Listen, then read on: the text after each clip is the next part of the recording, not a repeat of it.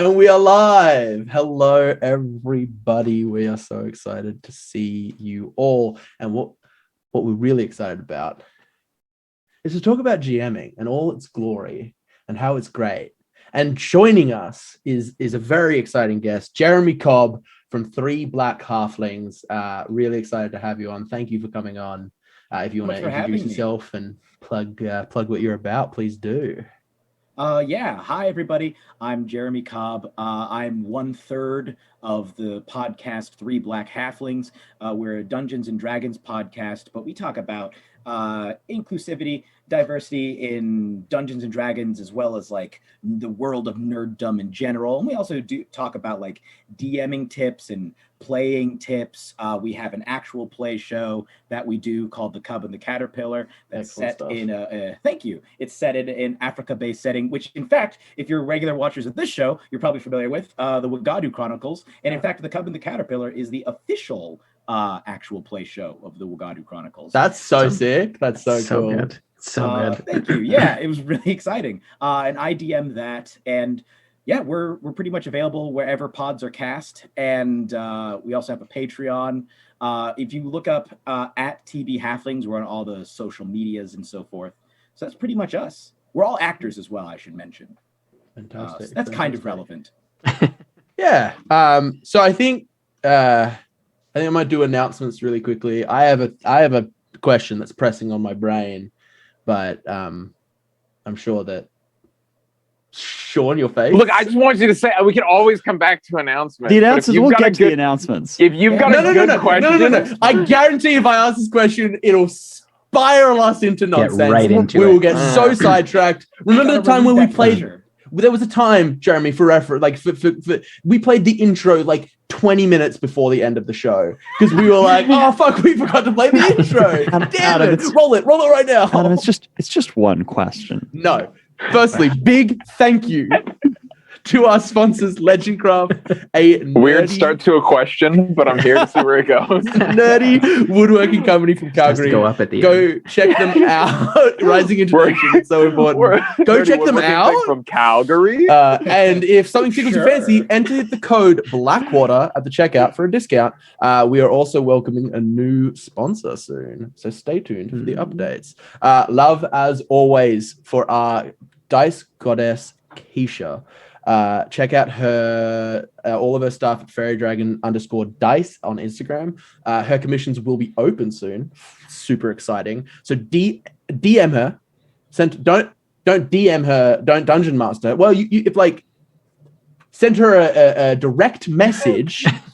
Just to clarify, because this is a confusing show when we're talking about Instagram. Yeah, maybe she does want to play. So like but send her a direct message. Our DMs. The DM corner, just reading DMs. But direct message her for all of your clickety-clackety needs. Also, our campaign artist is the incomparable Diana Kovacevic. I got that right. I feel like that time. Last time I didn't. And you can find her at Miss._Martin on Instagram. Go get that. Marston. Shit. Listen. So close. If I was speedrunning this, I wouldn't have missed a beat. On Instagram, all of our official art for this campaign is done by her, and you should get art done by her as well. Her commissions are open, so get in there before they close again, because she does fucking fantastic work. Our Discord is a lovely and amazing place. Type !Discord to find the link and come hang out. But while we're streaming, come hang out in chat because, all the cool kids are here and they're all chatting here. So we also dropped a teaser for some Discord exclusive content about the Dresda Files, which is the upcoming campaign that we're going to be diving into soon for us, the hot Dresda summer. So head on over and check that out. A big thank you to all of you folks who subscribe to us. Don't forget to re-up that subscription. They don't roll over every month. You can also sub with your Amazon Prime. You get a free Twitch subscription every month. So if you're feeling fancy, go ahead and do that. We also have a Ko-fi or coffee. If you'd like to support our show above and beyond a subscription, which no pressure to, but that'd be awesome. type !donate in the chat to head on over. Also, we are just so thankful to have you all here. You are all showing up week after week and telling your friends about the show. We love it. It's wonderful. We are so grateful. Thank you. Speaking of donations, thank you to everyone who donated at the charity stream last Saturday. Jasper's Game Day. This amazing charity is still accepting donations. So we love to encourage you. Go donate to them if you can.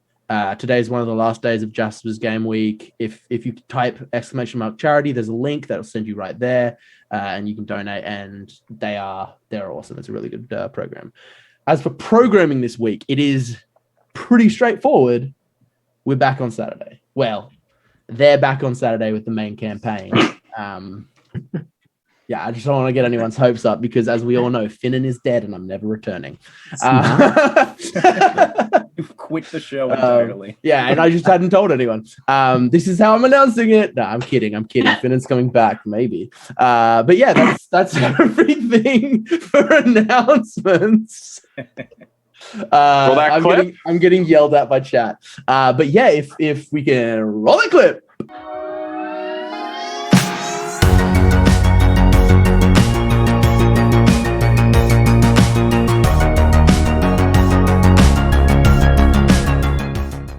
What's the question, Adam? Okay, tell it to us. The question is, I've been listening lately to the Cub and The Caterpillar, and I'm very much enjoying it. But what are some of the unique pros and cons to GMing just 2 people? Because that is not the typical party size. You usually swing around 4 to 5. Yes. Well, I would say because the game of D&D is designed for, ideally, I believe groups of 4 is like the number that they're aiming for. Although it can work very well with 3. You end up with more cons than pros when you DM for 2 people. The balance of combats gets really wacky. Right. Like that gets all out of, you can't really because all of these CRs are intended for larger parties than these, so you can't really translate that. I will say though, it does give the individuals a lot more spotlight time. So like we get to focus on, because it's just 2 people, I can have like a 20-minute digression about one character and the other character isn't really being underserved at that point. However, it does mean that I have to now do way more work because there are very few instances where it's just the 2 of them talking. It's almost always the 2 of them or one of them talking to an NPC played by me. So I think it's a lot more work, which is funny enough why we're planning on hopefully in future arcs of the show adding more either permanent guest players or more consistent guest players. Because I think you'll notice that the episodes where we have guests, well, I've noticed that the episodes where we have guests were much easier for me than the episodes where we didn't have guests. I have noticed that you are particularly skilled at 2 NPCs having a conversation with each other and the players are just kind of watching, which I think is... Yeah, like the most recent episode. Don't want to spoil anything. I feel like as a DM, that is up there with like one of the most challenging skills of just like having like a completely like sensible argument between 2 sides, and you're not missing a beat. Like, oh, thank you so much. Is that something you've developed? Do you have like secret notes that you keep for that, or are you just naturally good at that? 2 people in a trench coat. Yes, you actually. have to tell There's us another person inside of this hoodie. Okay. Excellent. I'm an only child, and I grew up doing impressions of cartoons, but because my dad was at work and a lot of times my mom would be busy, if I'm playing by myself, I'm having to like act out all the parts in whatever I'm imagining myself. So I'm imagining all these characters in different scenarios and acting out conversations between all the different people. And I think that's kind of where that came from. I've had just years of experience of doing it by myself, and now my sadness gets to be other people's enjoyment. And just like if you're willing to give a little look behind the screen, I just said the name of the show. Look at that. Ungai Nagama and Muti. Did I pronounce those right? I feel. Yeah. I think Onge Nagama is technically it's tonal, so it's supposed to be like on a down, but Onge I mean, Nagama? you got it. They seem kind of uniquely balanced. Did you guys sit down beforehand and like kind of discuss the needs of a 2-person party before you went into this campaign? Because like you've got I'm gonna try it. Onge Nagama. Onge Nagama. Yeah, Onge Nagama. Okay, I'm trying my best. But like very forefront, very kind of like martial character, and then you have Muti, who is like good at getting out, kind of shooting from a distance, spell sniper. Was that a discussion you guys had beforehand, or was that just like pure chance? I think Unati designed Onge Nagama in such a way that she would be the character Unati wanted to play. Right. And then I think Jasper, seeing that Unati was building this physical beast, was like, okay, cool. I'm going to go the other way. Right. And so like he deliberately gave Muti spell sniper and stuff like that to try and make him as distanced as possible. Like as much of a ranged spellcaster as possible. Right. And yeah, I think that I don't think I had to push them that way. I think it was just that was the character Unati wanted to play, and Jasper just reacted to her. Interesting. That's awesome. Follow-up question, or kind of spinning off of that. Do you find, and this is for everyone, do you find that when you're starting a campaign, is that something as a DM you're keeping in mind of like trying to encourage people to kind of diversify the party classes, or are you more of the approach of let them choose whatever they want to and kind of like just build a story around that, and they'll naturally start to fill roles as it kind of unfolds?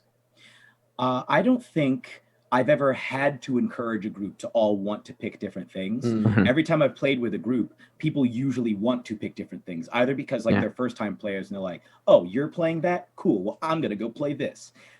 Or they're like more experienced players and like, okay, so we need to fill certain slots on this team, right? Okay, you're playing that? Cool. Well, I'm going to go in this direction. So like, for instance, I recently started another home game, and like we had kind of a session 0 where everybody came in with multiple character ideas, and so we had a discussion in which like people would pitch their characters, and then it would be like, okay, and you'd be from this part of the world and from this part of the world and this part of the world, which of these ideas do we like the best as a group? And which was like, and people would be like, I really like this character that you picked, that you suggested here. I think that would really work. And I was like, okay. And then they'd be like, oh, if you're going to take, say, okay, so you have this Warforged Paladin that you really want to play. All right, well, I then may not play my Paladin idea. I may then try and go for an Artificer instead. So it's like we have like utility guy, and then, you know, it all fits together that way. Yeah. I think. Oh, sorry, Matt. You go. I was just going to say, like, see, this hasn't come up for you, but what do you think you would do, and how do you think you'd feel about it if somebody, like, you were starting a new home game and 2 people were like very set on like, yeah, we're both want to be rogues. Like, is that something that you would embrace in your game, or would you try to like be like, maybe that's not a great idea? Unless it was like explicitly part of the setting or whatever the approach we were trying to take, there would only be one of every class. I would be cool with it. I would just want them to be different. I wouldn't want it to just be like 2 people serving the exact same function on the team. They pick the same subclass, like carry the exact same weapons. It's like, okay, guys, we gotta diverge this at some point. Yeah. I think like kind of we've been offered a unique insight into this, Tim, in that we've been running sort of monthly one-shots, and often the core theme is one class. So we did an all ranger one-shot, we did an all paladin one-shot, and we just recently did an all bard one-shot. And I think it's credit to Wizards of the Coast's design that like 6 paladins don't feel like broken or like a bad party, or like 6 rangers or 6 bard. Like they all sort of fill their niche, and it kind of works, especially with bard. Like bard is such a versatile class. Like you can kind of just fall in and be like, well, I'm the martial bard, well, I'm the skill bard, like it but it's the same with most of the classes, where we found that a full party of one class still works more or less. I personally love unbalanced class-based parties, or like, yeah, give me 6 rogues and inevitably they'll all be different. But Jeremy, what you said, which I found really interesting, is because I like to just be like, you play whatever you want, we'll come together and we'll just make it work, because that's the D&D I've always played. It's like inevitably it just finds its rhythm.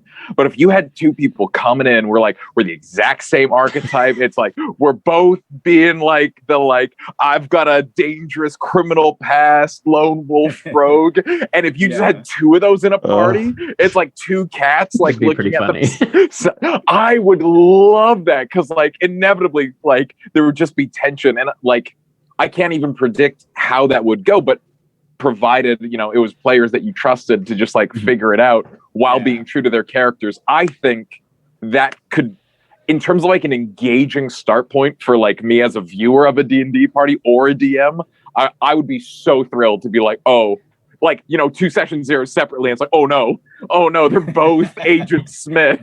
What do we do? I think Actually, that would be really funny.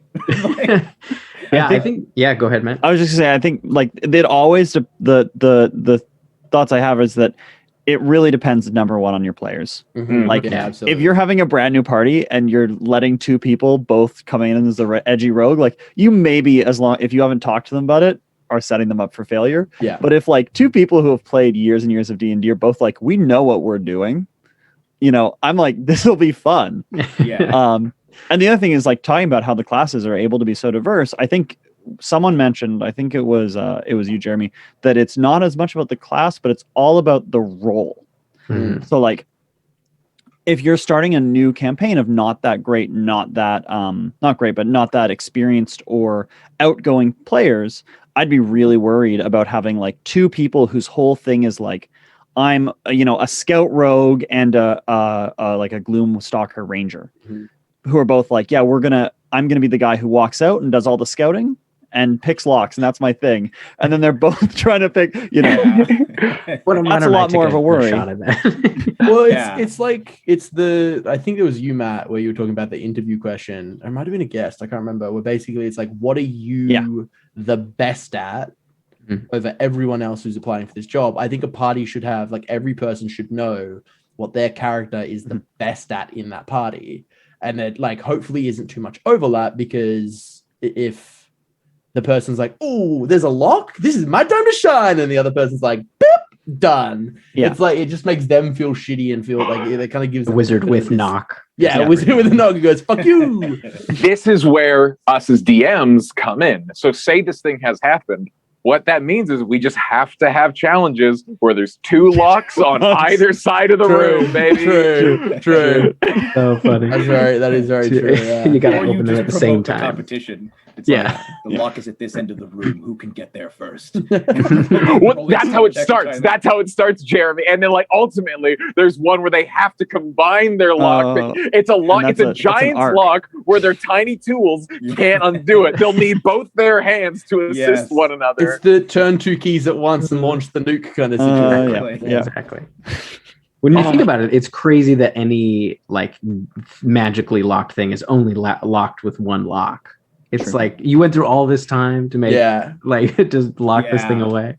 Okay, this is. Oh, sorry, Jeremy. You please go. I was just gonna say that's one thing that I've been developing, like a setting for the home game, a couple of home games that I'm running. That's like a very magic heavy Victorian Gothic / noir setting. So it's like a mixture of like 1800s London and then 1940s New York, but it's magic heavy, which means that there's magic everywhere. And so I'm having to look at like, okay, so in terms of like magical security and like different things, like if there's magic everywhere, medicine has been revolutionized. You can pay to just get resurrected now, which then like leads into other things. So it's like, oh, but of course, since it's expensive, there's material components. You then end up with a class divide where the rich people can die and then be resurrected, and the poor people, they just die. But like in terms of crime, if you're a murder victim, the police can just cast Speak with Dead on you and find out everything about who killed you, but they can't cast Speak with Dead if you don't have a mouth.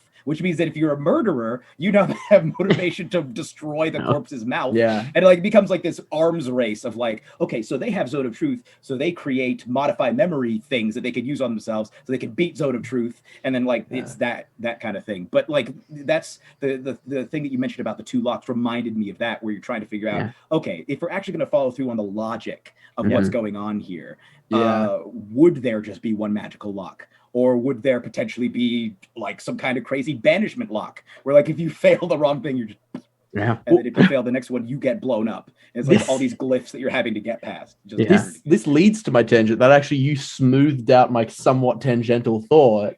Because I don't think we've ever talked about it on Behind the Screens. But what is everyone's opinion on traps?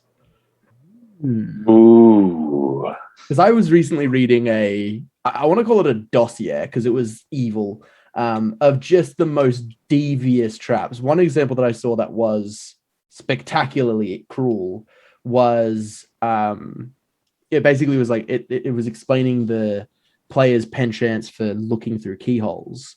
And essentially the trap is whenever any amount of pressure is applied to the keyhole, a needle shoots out of it. And so any character that tries to look through the keyhole gets a needle in the eye. And I'm like, that's so specific. And like, if you went to pick that lock, a little needle would come out, but it wouldn't come out far enough to like stab your hand. So you just be like, the fuck? So like, that's so specific for very like certain things. So I want to like best trap you've ever come up with, or like most devious trap you've ever encountered, or do you use traps at all? I think the best trap I've ever seen was in the Tomb of Annihilation thing. It's like the first trap in there where you're like going into like the big bads. If you're, you can play it a way where you've traveled across, the entire island of Chult just to get to this cursed fucking tomb.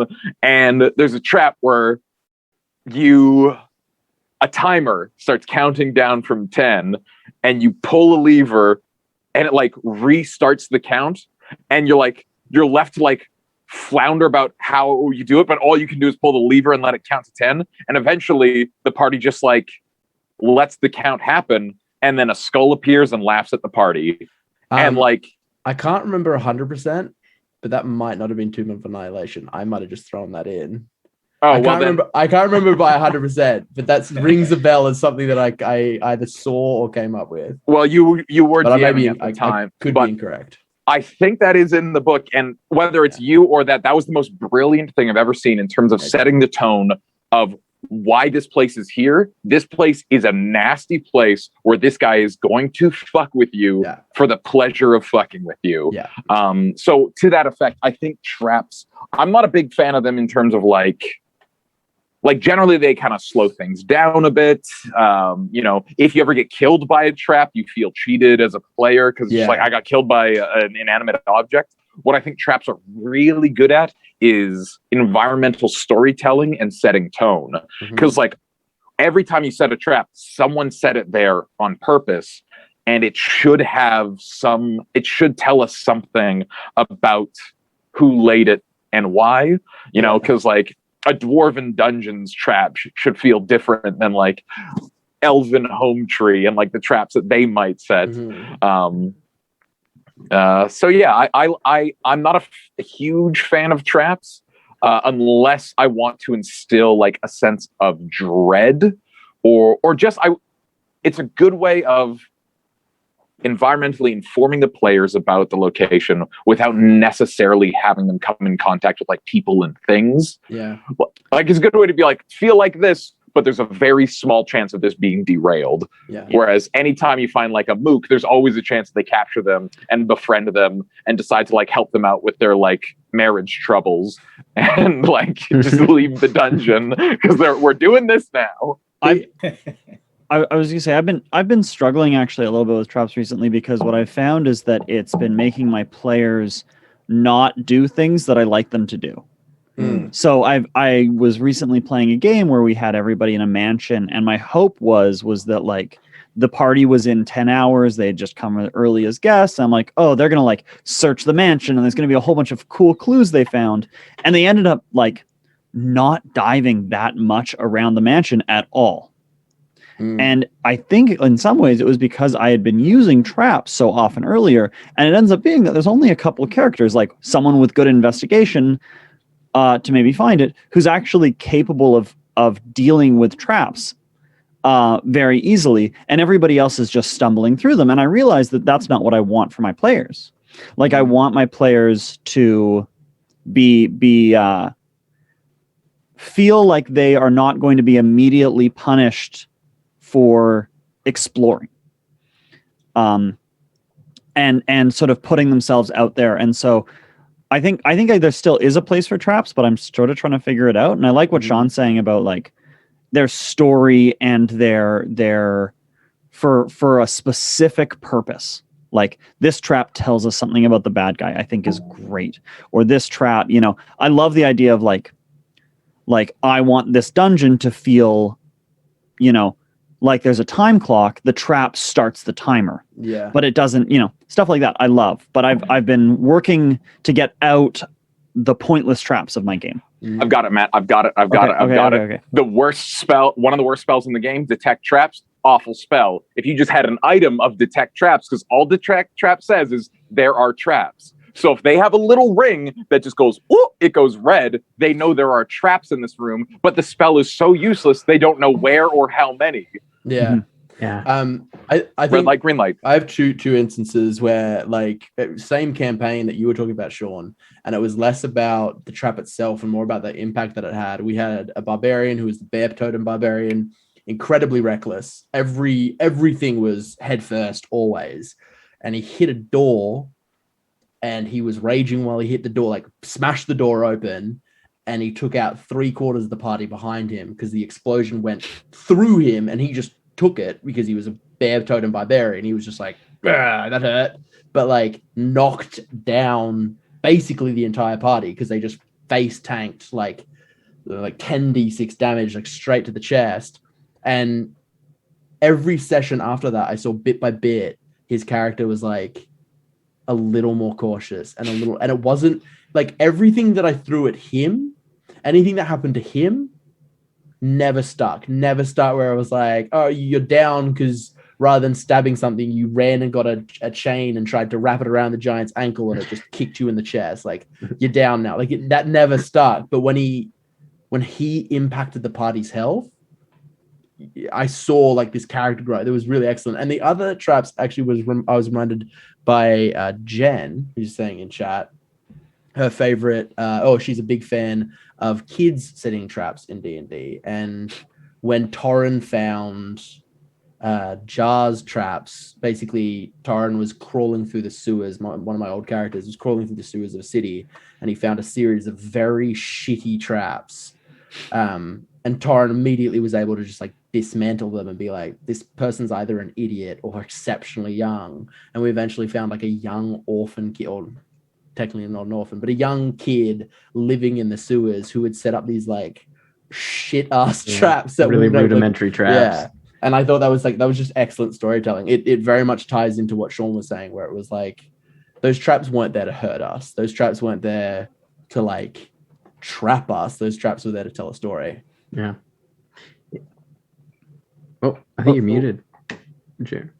I'm muted? Oh, there we there go. it is. You're back. Back? Briefly. I said like a really incompetent Kevin McAllister. Yeah, very much so.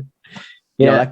I agree with what everybody's saying though. Like, I think I've tended to shy away from using traps historically, in part because I didn't want to fall into the trap of the players becoming cautious, because it's like now they're like, oh no, there could be traps anywhere. I can't walk down this room without checking for traps all the time. And I think using them, like you suggested, Sean, as more of a storytelling tool, to basically explain some aspect of the environment that they're in, or the people that they're up against, or even to serve as like an additional factor in something larger, like, oh, water's rising, you got to get out of this room now. Yeah. See, I like if you think about movie traps, you think like the crushing room in Star Wars, the rolling boulder in Indiana Jones. They're all like none of them are like doors exploding into people's faces or like knives swinging out of the thing and like stabbing them to the chest. They're, like the best traps I find are ones that add an element that you can overcome if you're smart enough. Well, Yeah. I think there's this will keep you go ahead, Tim.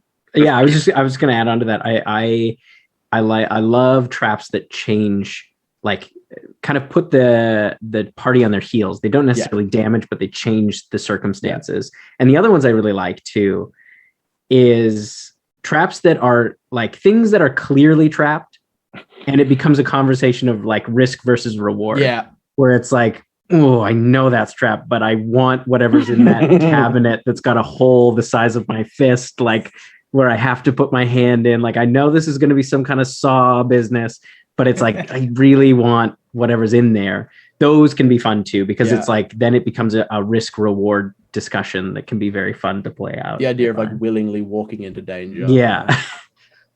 Go ahead, Sean. I completely agree. I forgot about that. Because traps are good. Well, that actually brings me into what I wanted to say, where there's kind of like three things, like puzzles, obstacles, and traps. And I feel like traps are traps because you don't know they're there. Mm-hmm. And like the problem with traps is like either you like discover them and avoid them, or they go off and you take the hit. Versus like puzzles that's kind of more what you're talking about, where it's like, here's a thing we're aware of. How do we figure out how to get past this? And like puzzles versus obstacles are like, puzzles is something that I think when I create as a DM, I'm like, these are the solutions that can do it. And then sometimes I create obstacles where I'm like, you'll figure this out. I don't know. You know, like a boulder in the path. I don't need to like puzzle my way around that, or like a particular guard. And I think that's why traps, for me, I have a hard time with, is because they feel really binary. In like, you discover them or you don't. And that's less interesting to me than like you say, discovering it and being like. So Teeny has posted here, they heard of a trap in a carnival that had different mind flayers, they think, and a creature that took away different ability scores by doing different carnival games. Any thoughts on this deviousness? Oh, taking away ability scores. I mean, if it's permanent, like, I think that's like, you got to really trust your players to like. I think you got to trust your players, and your players got to trust you, because ability, like fucking with ability scores can be. I think we're also like, for me at least, there's a big difference between taking con, strength, or dex versus int, wisdom, and charisma.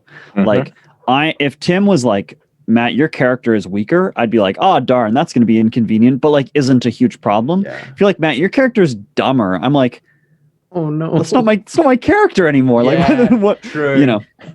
Yeah. Depending on the character, I think if it's a temporary debuff to your ability scores, that's not necessarily a problem. Although it sounds like this carnival game is just a lose-lose. I'm not sure what how do you avoid the different mind flayers taking away your abilities? Like, why are you playing this game? Right up and lose. I mean, that's carnival games. To be fair. But I think that's the trap. That's the trap, is you don't play the carnival game.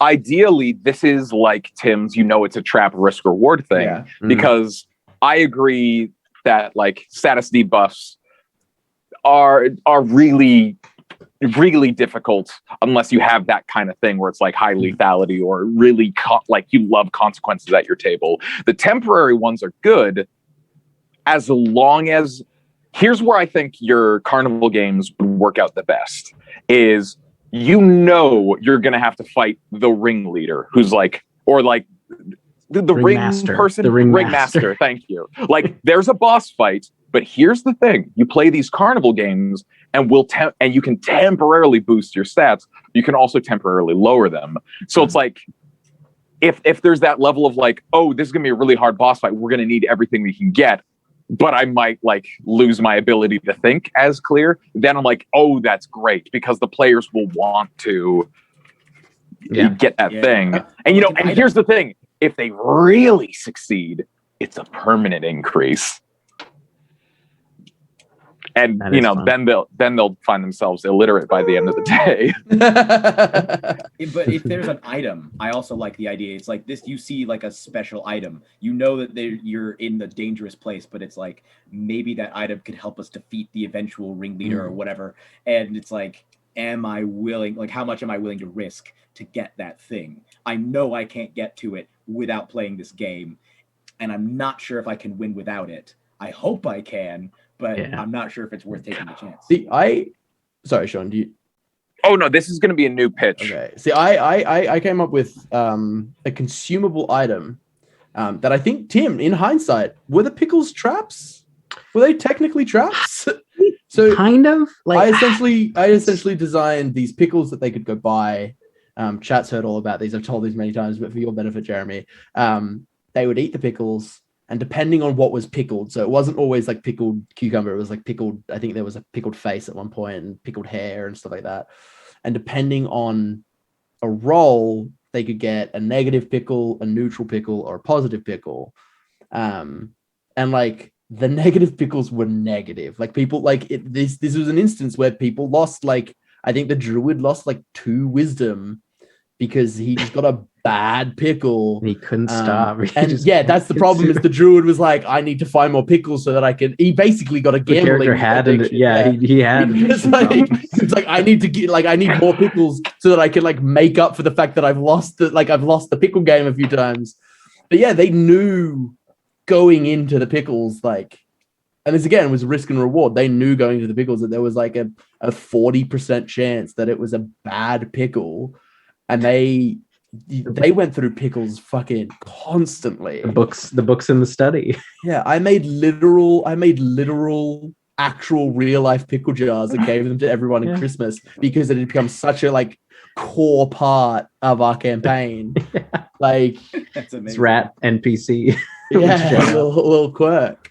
Yeah, I think like the big difference where these aren't like fully traps is these are gambling. They're risks. Is gambling just a trap? but so the thing is like if I go to a carnival game and I'm like playing and I don't know that there is a risk that I'm losing, your hand gets cut off. Yeah. Well, again, not super worried about the physical stuff, but if like I don't know we're gambling and Tim's like, and also you're now dumb permanently, like that would really suck. But if I'd have a bit of a different relationship with it if I was like, yeah, I know there's a risk of that happening, but I'm going to do it. That's fair. Yeah, that's like a considered. Yeah, I wouldn't even call that.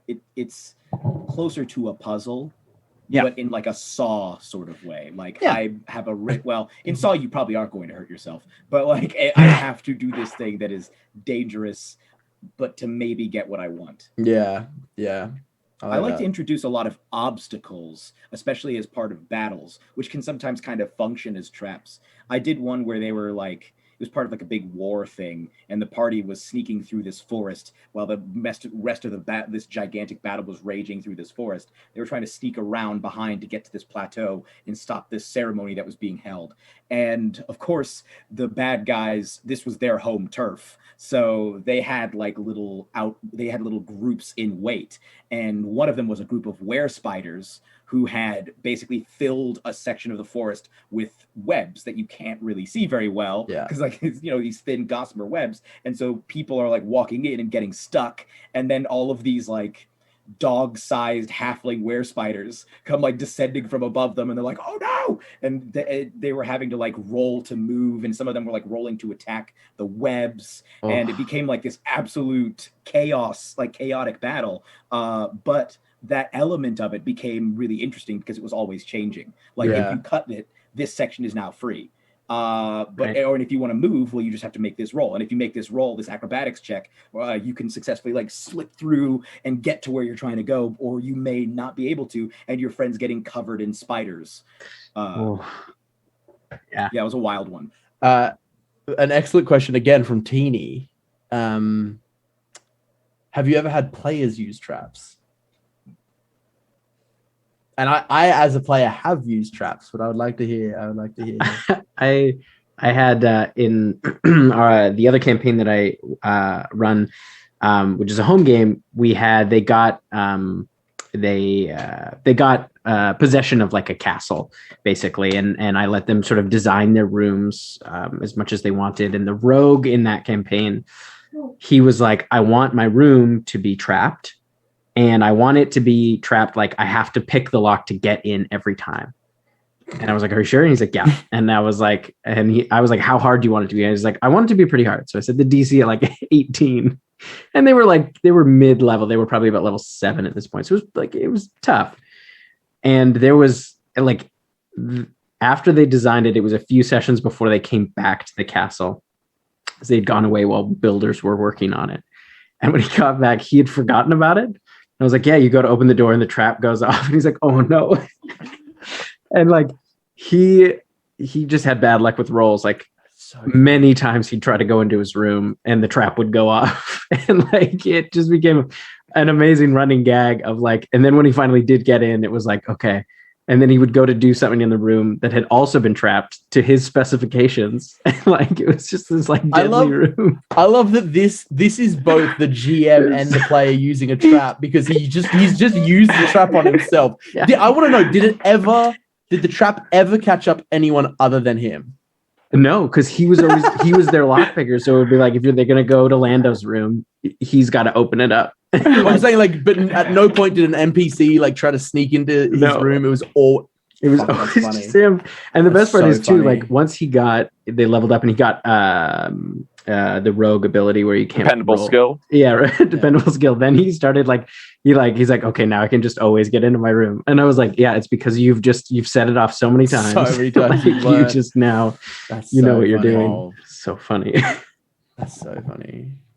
I don't think I've ever had a player use a trap. I think I've had players like pull an Uno reverse card on a trap that I did. Like there was one time these goblins had basically caused a stampede through the town so that they could steal all the silverware, because one of their friends had been infected with lycanthropy and they didn't really know how to deal with it. But as far as they were aware, it had something to do with silver. So they'd stolen all the silverware to try and cure their friend, but they knew the townspeople were going to come after them. So they had laid an ambush in like a clearing and had like traps that they were going to set off if the party walked in there. But the party walked up and were like, well, this is clearly a trap.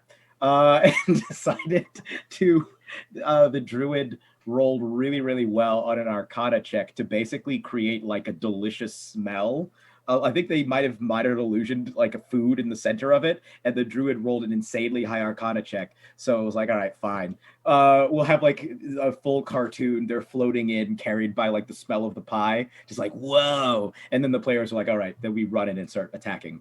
I was like, That's yeah, excellent. That's excellent. And so my difficult combat turned into an absolute stomp. Until the infected one started to turn. Then things got a little crazier. Nice. But yeah. I feel like goblin and werewolf is a Venn diagram I never want to meet. Like all the chaos. He was a were-rat. Yeah, and I like that makes augmented it sense. because I was like, I don't That like makes the stat sense. block for the were-rats. It's like rats can do way more than this in real life. Yeah. I feel like a 3 to 4 foot tall rat should be way more capable than this. So I had augmented him a bunch. Yeah. That's sick. Matt, have you encountered any? I love when my players use traps. The reason I love it, and this is like how I set up big boss battles, I think, is I like to have a mix where sometimes the players are completely taken by surprise and they're in a very uncomfortable, unexpected boss fight. Mm-hmm. I like that a lot.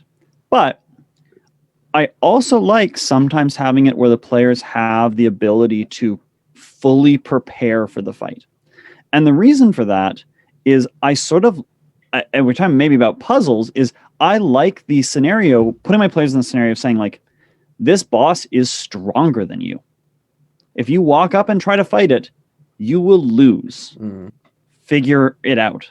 Because they can, right? Like, you can start the fight by dropping a rock slide unexpectedly on the guy and taking half their HP away before you jump on them, And so I guess I would say I push my players towards stuff like that.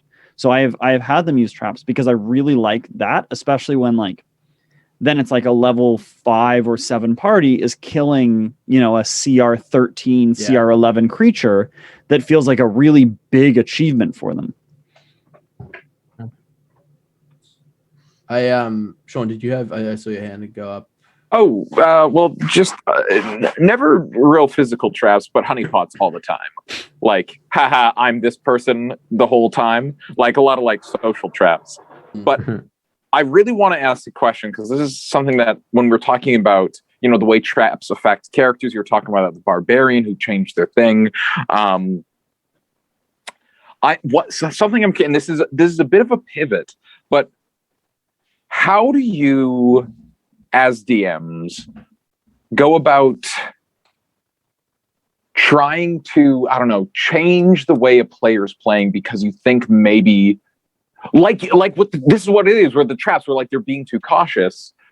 How do you, when your players are playing a certain way, you're like, I think you'd be having a better time doing it this way, short of just actually messaging them outside and being like, hey, talk, because that's all well and good. But I always feel like if it can kind of happen just organically through play at the table, that's really juicy. And this is the thing. It's not people being, asinine or inappropriate. Like, that is something we have to talk about. It's just people who you're like, we've been playing for however long now, and I feel like, you could probably maybe get a little more out of this game by, either getting out of the comfort zone that you're in, or because I'm just going to leave it as open as that. And does anyone have wisdom?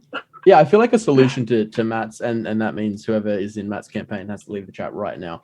I feel like a solution to Matt's problem is the same thing that Tim did. Like, we were being overly cautious, and Tim made the money hole. It was a hole where all our money had been stolen to, and it was just a problem that we kept putting on the back burner. I think if you put something that's time sensitive, and your party is like, oh, maybe we'll investigate that later, and then just have that progress and get worse and worse and worse, because then like, I think now Blackwater as a whole is more likely to be like, well, we don't know what we want to do, but we know we got to do something, because otherwise we'll have a fucking god like that has risen. Like, we have to do something now, or we'll have to do something way worse later.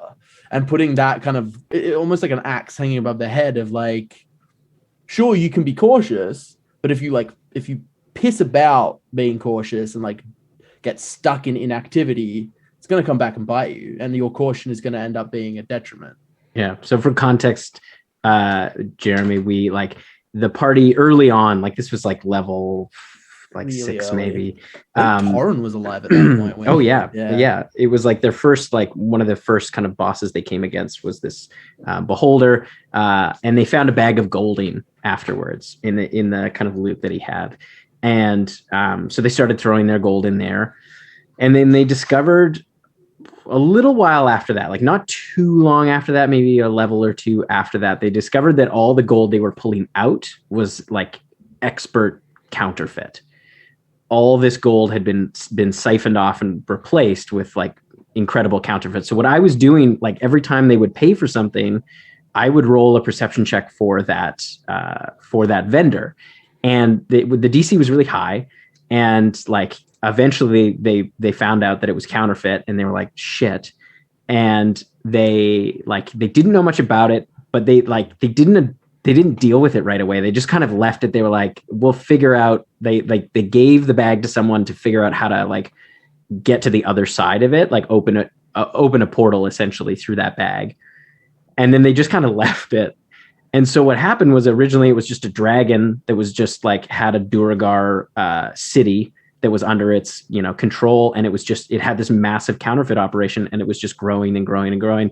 And then as they got later on, I was like, okay, like if he just kept going, like what's his goal? And it was to lure. He wanted to create a horde big enough to lure, because they came across other bags like this later on too, and they were like, oh shit, like this is more than just this one bag. And it was like, he wanted to make a horde big enough to attract Tiamat so that he could kill Tiamat and supplant her. And he just did. Yeah. Because it just like, they left it for so long that it was like, he just accomplished his goal, and he ascended, and now he's Task, and he's the god of greed, essentially. He's like a newly ascended god. Because it was like 15 sessions, we saw a dragon fly across the, or like Finnan saw the dragon fly across the sky. And I was like, Yeah. that's not a good thing. And then like 15 sessions later, we were like, oh, that's what that was. Fuck. Yeah, I It's just think, like, yeah. he did it. I think caution that leads to inaction is very easy to be like, well, Yeah. the So the world continues rotating despite your inaction. when they went in there, it was just like the remnants of this battle Yeah. that had taken place between these devils and all of these Duragar. And like they wound up fighting like The remnants. the remnants of Tiamat essentially were animated with all this gold. And Oh, that's cool. yeah, it was fun. Yeah, that's really cool. That whole story is really, really cool. In answer to your question, Sean, I'm really not sure. Like all of my games, I usually communicate a lot with the players outside. And like I haven't been DMing for a super long time. I started DMing about 2 years ago. A little bit over 2 years ago. And all of the people I was playing with were first-time players. Like the majority of the games that I've ever run have been with first-time players, or players with like a relatively small amount of experience. And so I usually would like communicate a lot with them, because if they were like getting frustrated and they were like, I feel like my character, I don't like this aspect of my character. The rogue in my first campaign was like, I don't like that I can't attack twice.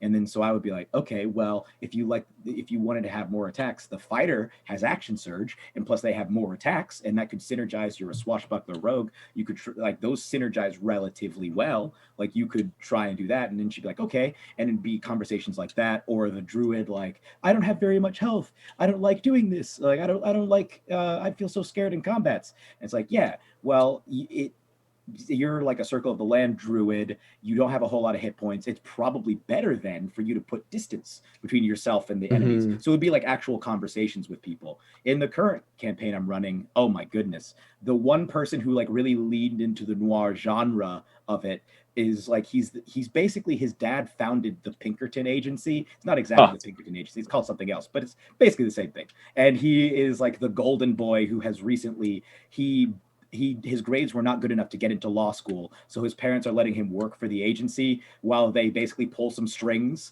to get him into a law school. And he wanted to be like a private investigator type who has +0 to wisdom, is a fighter, is not proficient in most skills that would be affiliated with either talking to people or looking for things. He has great intelligence, but that's it. So this man is an absolute keystone cop who has died twice in the past 3 in-game weeks. In both cases due to his own mistakes. and he Add Sherlock Holmes. He's basically managed to fail upwards because of his familial connection. But like from the beginning, when he was making the character, I was like, I feel like the character you're wanting to play would be better suited by you playing a rogue. And he was like, yeah, but I really want him to have like, I really want that extra attack, man, as soon as I can get it. And, you know, I really want to be more fighter than rogue. And I was like, okay, but like you could be hamstringing yourself here. And lo and behold, every time he gets into some kind of interaction with somebody, he comes out looking like an utter doofus. And to the point where he's gone through, I think, 3 different company vehicles. No, 2 different personal vehicles and 1 company vehicle, just getting them destroyed in various ways. He just got killed by getting dragged into a blazing inferno that he started by a vampire spawn and just burning to death. And so what we've essentially done to try and solve that problem is, after this second death, we were like, okay, this is getting ridiculous. And he was like, yeah. I was like, your family would not allow you to continue doing this. From a character level, if you are the CEO of this agency, you are not letting your youngest child just repeatedly get murdered and brought back to life. Like they're just going to send you away.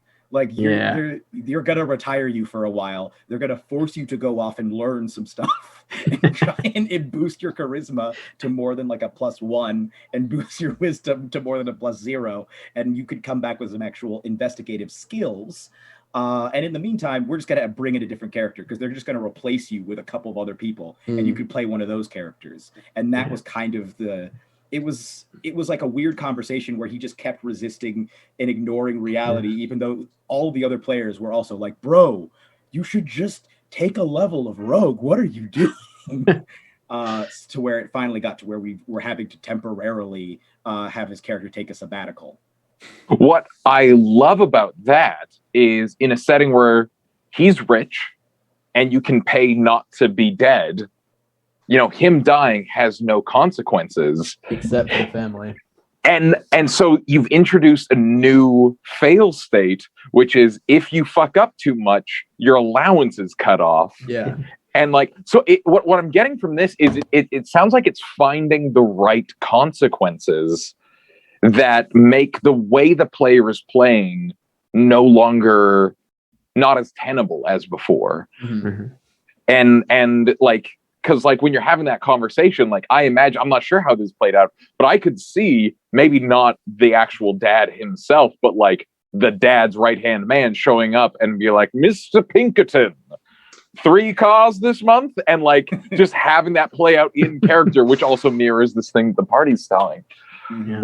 I think it's consequence. Yeah. But yeah. That's the solution to most problems. As a person who's worked in childcare, there's either natural or logical consequence. But it's finding the right kind of consequence, because similar to what you were doing with the barbarian, it's the consequence isn't on him, it's that his actions affect everybody else. Mm-hmm. And that putting it back almost on the party is a good way to move through that, where it's depending on the player, but if you have a good cohesive table, it's nobody wants to see their friends suffer because of things that they're doing. Though I will say the same character essentially killed Sean's character because they were getting attacked, and Sean went down, and his solution, he'd basically been portowing a canoe through the jungles of Cholt. And his solution to Sean being at 0 and rolling death saves was to put the canoe over top of him so that things couldn't attack him, which in theory is a good idea, except you can't see when you're... I basically looked at Sean and I was like, you have to roll your death save in secret and let me know the result, because they can't see whether you're choking on blood or calming down. And he failed all of his death saves and just quietly died under a canoe. Out of sight from the rest of the party. The worst way to go. He came to be fair, that wasn't that player's fault. No, I was the one who angered the gorillas. That. You did that fight. And also, he had his character was a bard paladin with he basically put all of his points into perception.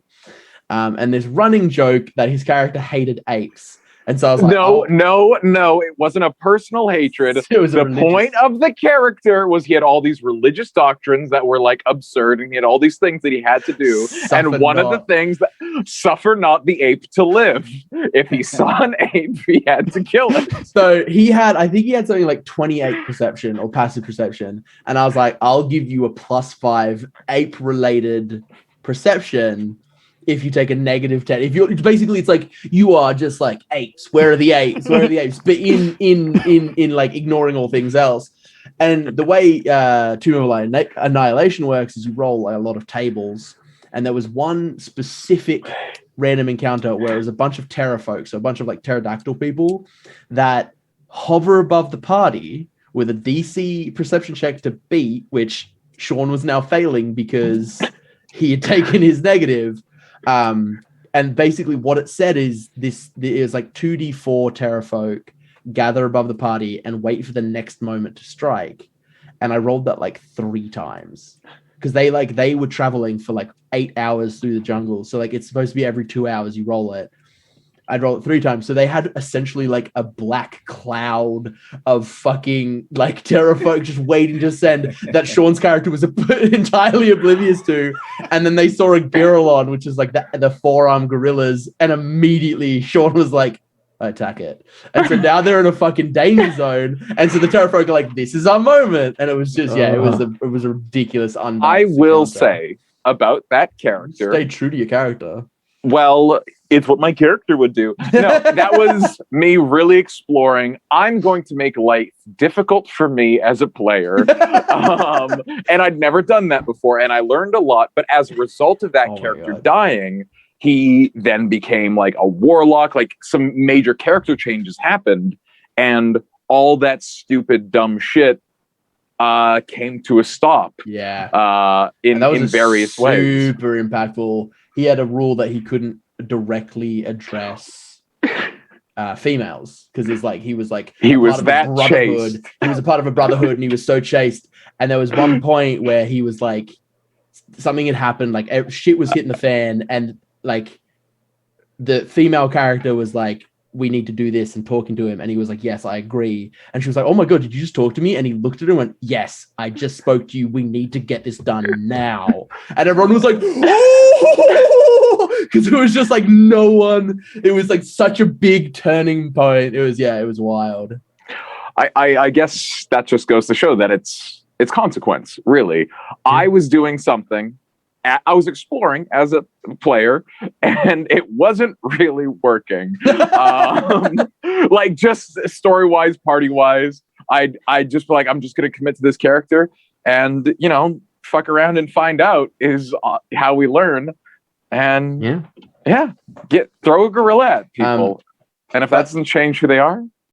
But speaking of that, it's what my character would have done.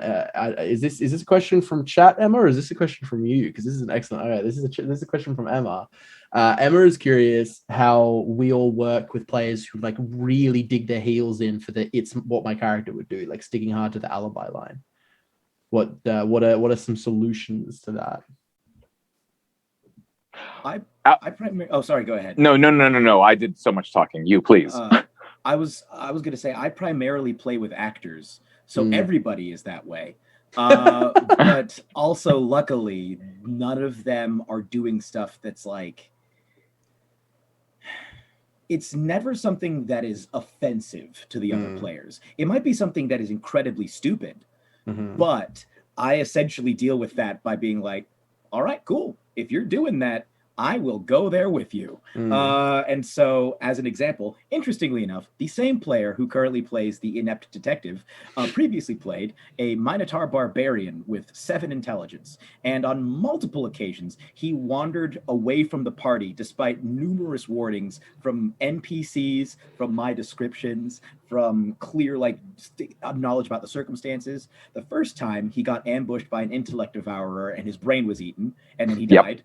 The second time he walked into a Minotaur encampment with like 300 Minotaurs and 50 lycanthropes in it, thinking that he was just going to take over, and then he was like, oh no, and completely overwhelmed. He ended up getting stuck in a shack for like several days, and then mind controlled and used against the party in battle. And it was like an utterly humiliating thing for his character that like had scarred him for most of the rest of the campaign. And it's like, all right, dude. And in the case of the brain eating thing, that turned into an entire really interesting plot where the intellect devourer ended up kind of jumping from his brain to an even more powerful person's brain, who then escaped to the Feywild, ended up taking over part of the Feywild. So the party's like, well, we got to go deal with that now. But like, I would say, if as long as it's not something that's actually like offensive, where it's like, whoa, we need to pump the brakes on this.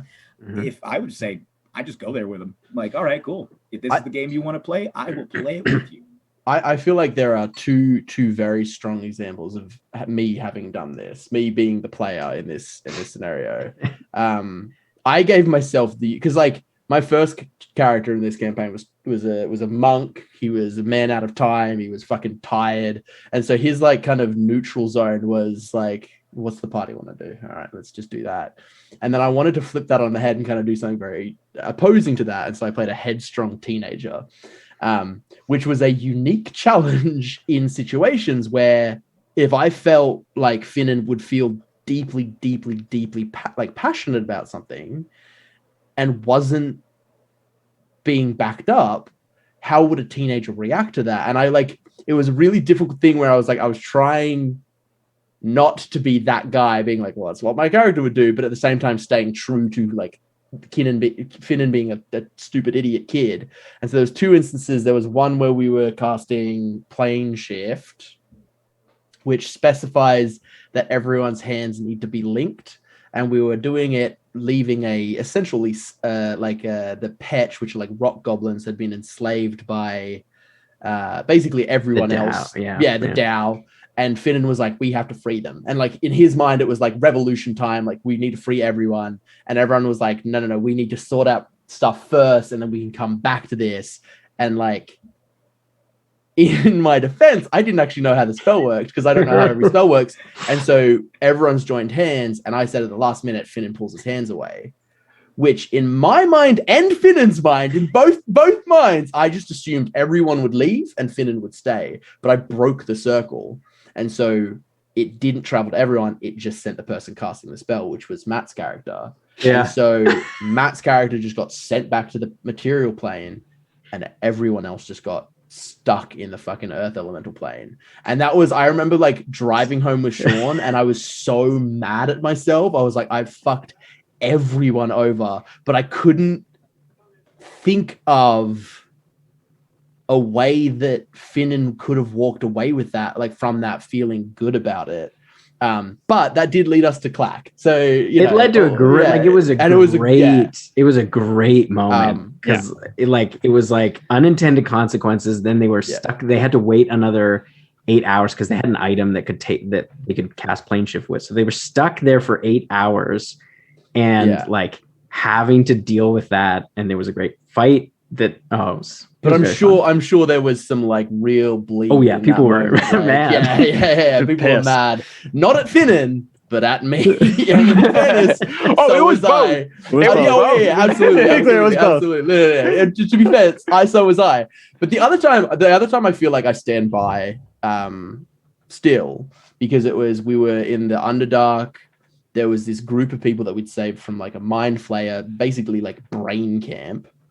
And there was basically the choice was there was like a part of the mind flayer ruins that we hadn't investigated, or we could dig deeper and go after the elder brain.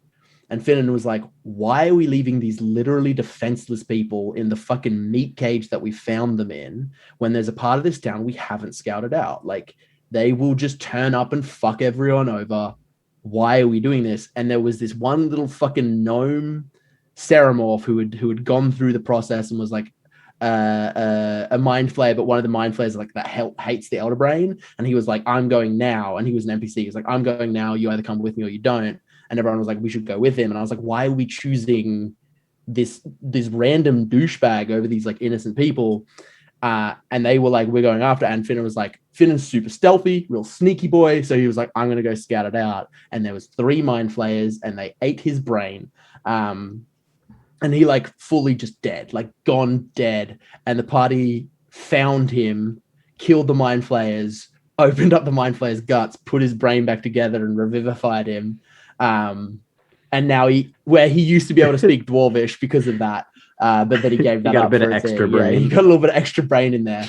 But like, I stand by that. Like, I don't want to be the guy who's like, oh, it's what my character would do. But I can't see a reality where Finnan would have turned his back on that situation. Like, it just going by what Jeremy said, that's exactly what Tim did. He's like, all right, you want to do that? Yeah.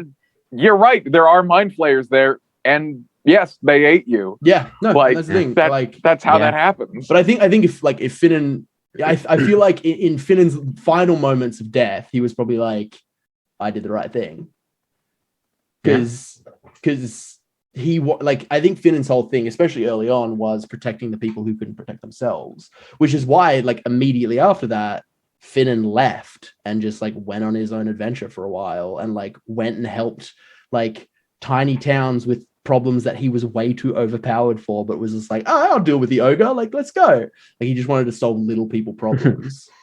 So yeah. I can think you've just reminded me of 2 other examples, both of which are actually people could actually go either watch or listen to. Amazing. Yes. The first example is the show in the 2nd season of Fantasy High on the show Dimension 20. For any D20 fans out there, I won't go into great detail, but there is an incident also involving a mind flayer in which you can tell that Brennan, the DM, is really just dangling this in front of the player. And his character is a real gung-ho cocksure, I'm like an alpha male, the coolest dude around sort of thing. And you can tell, Fabian Lou Wilson has an absolute break with reality. Cackling. It's like a full-on Walter White in the crawl space in season 4 of Breaking Bad, absolutely losing his mind with laughter because he knows what he's doing is the worst possible thing that he could ever do in this situation. But he literally says, no, I'm playing my character. This is what my character would do. And it turned into a really amazing arc. Like the consequences of what happened and the fallout spawned so many interesting plot lines that I think actually improved the character as a whole. And he was already my favorite character on that particular setting for Fantasy High. And then the other example is if for any of you who either do listen to our show, The Cub and The Caterpillar, or are interested in episode 2, Jasper makes some pretty drastically unwise decisions as Mooti that result in some pretty dire consequences. And Unati is losing her mind with fear because she's like, what are you doing? And Jasper is cracking up. I found the whole thing like hilarious, but I'm also just like, well, I guess this is what's going to happen. And it also had long-lasting consequences for his character and really affected the way that he engaged with the world, because it ended up actually affecting his ability to cast spells, like the fallout from that, for quite a while. And to the point where he ended up, it's not like a major spoiler, but he multi-classed because he had to focus on like his RP abilities instead of his magical abilities. So he's started to go more into like a bard. He started to move in a bardly direction because he's like, well, this is me now. So I think if you have players who are like going there in good faith and you go along with them, I think it actually results in some really amazing storylines and story development.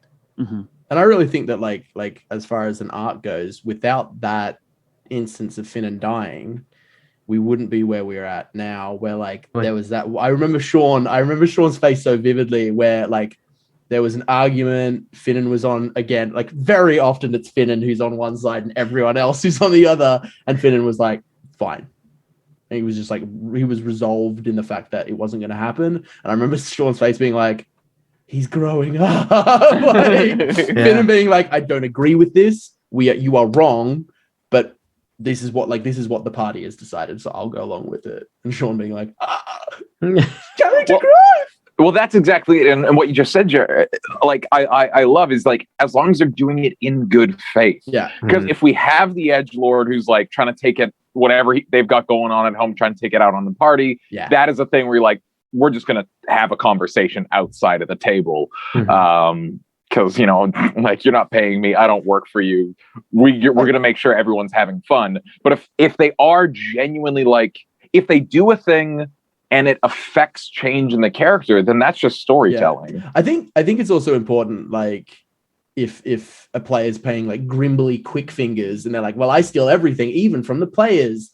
Like, if it's detrimentally affecting the party intentionally, because like I will admit my actions detrimentally affected the party a lot, but Adam Lucas, player of Finnan, didn't realize what the spell would do. Like, I had no concept of that happening. But if I'd been like, fuck everyone, like, that's shitty. That's shitty. Like, so yeah, if you're like in the party's bag stealing all the treasure, or you're like, well, they insulted me and like my honor means that I have to attack anyone who insulted me, and you attack another player, like, there's points where, you know, sure, it's what your character would do, but like, do they have to right now? Why'd you make your character like that? Yeah, exactly. If that's what your character has to do, like, why'd you make it a dick bag? I think one part where I sort of, I don't know if disagree, but I don't actually think intentionality matters here very much at all. I think that like it becomes a problem if you're consistently, and it's not like one mistake, but like if you're consistently detracting from everyone else's experience, it is a problem. I am indifferent it does matter a little bit in how we solve it, but I'm not really concerned, oh, well, he doesn't mean to, so we're going to let him keep doing it. Or it's what my character would do and he doesn't realize he's doing it to the party. It's still a problem. Yeah. Like, everybody's playing D&D to have a good time together. And so I think like, the thing is it's I'm having a chat with the player if it's consistent and it's negatively affecting the party. I'm not, if he's like, oh, well, like, I didn't know. I'm like, great. Like, how can we fix it? You know now. But you know now, you can't keep like, you can't keep going. Like, I I also think about like the notion that like I'm an actor as well, that like 90% of your brain is in the character, but there's that 10% where you're like you're aware of what's going on, you're aware of where you need to go, what you need to do. So it's like I feel like even in a D&D setting where it's like you still have to have that 10% aware of your effect on the group as a whole. Like that's the like you like making sure that you like definitely fighting for your character and what your character would do, but that awareness of like how does this affect everyone at the table, not necessarily just characters but as players too, because I think it's fun when it can be very fun when it affects the characters, and because that stimulates growth and change, and that can be an interesting to kind of like see how the dynamic shifts. But if it starts affecting players a lot, then it's like, ooh, maybe I should just make the choice that my character grows or doesn't do that anymore, or contrive a way to kind of grow away from that. I also kind of run with the rule of thumb. It's the same kind of rule of thumb that I with rules lawyering, where it's like I am more tolerant of it if your rules lawyering or you're like, it's what my character would do, works both ways. So if you're like, oh shit, no, that does hit because like I wasn't concentrating on the spell or something like that, and you rules lawyer yourself, I'm more lenient towards it. It's the same as what my character would do. If your character's like the Lou Wilson thing where you're like, he's fucking himself over, but he knows it's just like true to the character, rather than every time him being like, oh, but it's what my character would do, is like exclusively benefiting him or like not impacting him as much as it's impacting others or them. I think that's where I kind of like, if they're just doing stuff that's beneficial to themselves, I think that's feels bad for me.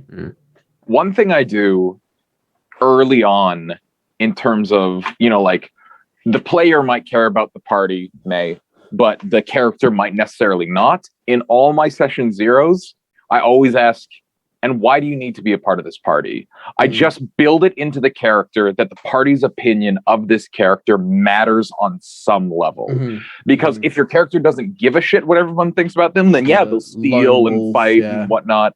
And that's the thing. You can be a lone wolf, but these people have to matter to you. Yeah. You didn't get conscripted. You're here by choice. These are the people you've chosen to be with. And I just always bake that into the character. That's good. Because if we as people naturally care about stuff, but a lot of people don't want to care about people because they spend so much time doing that in their real life, I'm like, that's fine. You don't have to give a shit about any NPC, but like the 3 people that you're adventuring with have to matter to you. Yeah. Even if you don't express it. I'm going to try to make you care about those NPCs. Like I'm going to make some NPCs that like you're going to fall in love with. That's a me problem. That's a me job. We had a question come in over the Discord a while ago. And I don't, Matt, have you run any? Oh, Cathedral. I did run Cathedral. This applies to all of us. That's excellent. What is it like to DM in the public sphere? Ooh. Jump in first. Should I, or should please? Yeah. I will be the penguin who falls in first. I talk about that penguin all the time. That's a really important metaphor for me. Anyways, I love that. Please go on. For me, it's way harder and more stressful, I find, than DMing privately, because I think for me, it has moved from being a fun thing that I'm doing with my friends to a performance. Very much so. And on top of that, I no longer just have to care about the sensibilities of the people that I'm playing with. I now have to care about the sensibilities of the people who are listening. So while in my games, I can maybe put some crazy, dark, or insane stuff in there that my players are all like, yeah, I'm into that. Let's do it. I might not be able to put that in the game itself. And on top of that, I also have to be careful if I'm including references to like real life things. So like, for instance, as an example, in a home game, I had the players traveled to basically they found out that there had been another country that had existed years, like centuries earlier, and I kind of based that country on as like it was a combination of like the Roman Empire and then like feudal Japan.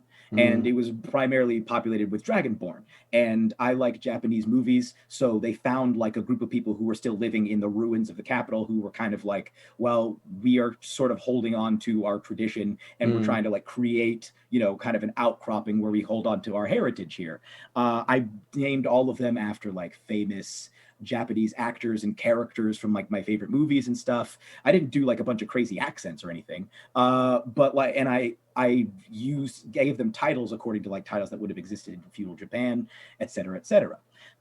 I don't know if I would have felt as comfortable doing that in a public setting, because I feel like I would have to do way more research. Like for my players, they're like, oh, that's really cool. There's like some Japanese Dragonborn people here who had an empire like the Romans. That's sick, bro. But if I was doing it, especially for our show, which tends to skew like very progressive, sometimes you run into people who are just like way nitpicky. And it's like, excuse me, you should not have named this person's title as Shogun, but that's actually very inaccurate to the real life Japan. And it seems like you're just using this as just a framework to try and include some token diversity in your game. And from my perspective, I'm like, whoa. It's just that everything was European. And I like this genre of movies. And I thought it'd be cool to include this culture and also be a reference to like, because these Dragonborn, they're a bit more like Asian dragons as opposed to, and it was just a cool thing. But then, you know, that's cool. And, I think you also raised something that's interesting to me as far as like publicly DMing is accents. Because I feel like home games, you have maybe a little more freedom of like the vague accents. If you like doing accents, the vague accents that you do. But in a public domain, there are like you said, you probably wouldn't come in doing like even if it was deeply accurate and incredible, you're probably going to shy away from that, doing like a feudal Japan accent, just because, you know, you don't want to offend, you don't want to, and like, it's an interesting kind of, from a home game perspective, where I'll just be like, oh, I'm just going to do this accent. I don't know where it's from. It's just an accent that's like these three things that I've just put together.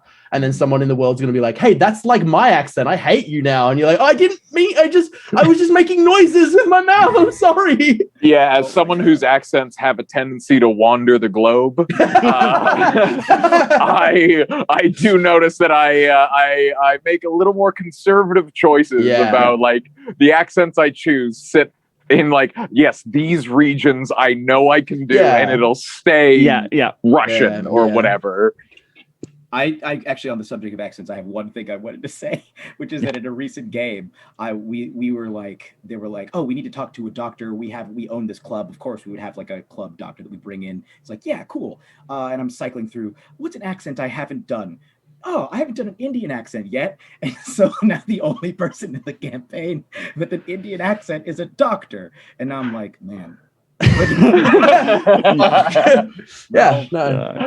the thing is like I guess, and the players were fine with it, but I would have felt so much worse in a public setting. Exactly. In a private setting, it's you're like, oh, silly me. In a public setting, it's like, oh, I fucked up. Like this could come back and bite me. Yeah. I mean, it's the only game that I've run on Blackwater is Cathedral, which is very dark. Very, very, very, very dark, and can get basically as dark as you want. And so I totally get it, where it's like when you're playing at home, you just have to find something that's okay with you and the four people playing. And it becomes infinitely harder because you where is the line of like, what do I have to do to make sure that I'm not going to be turning anybody off of my game, not upsetting anybody, like that everything is going to be okay to do. That's why I try to stay around the British Isles. Okay, here's another example. I can. Sorry, did you bring? No.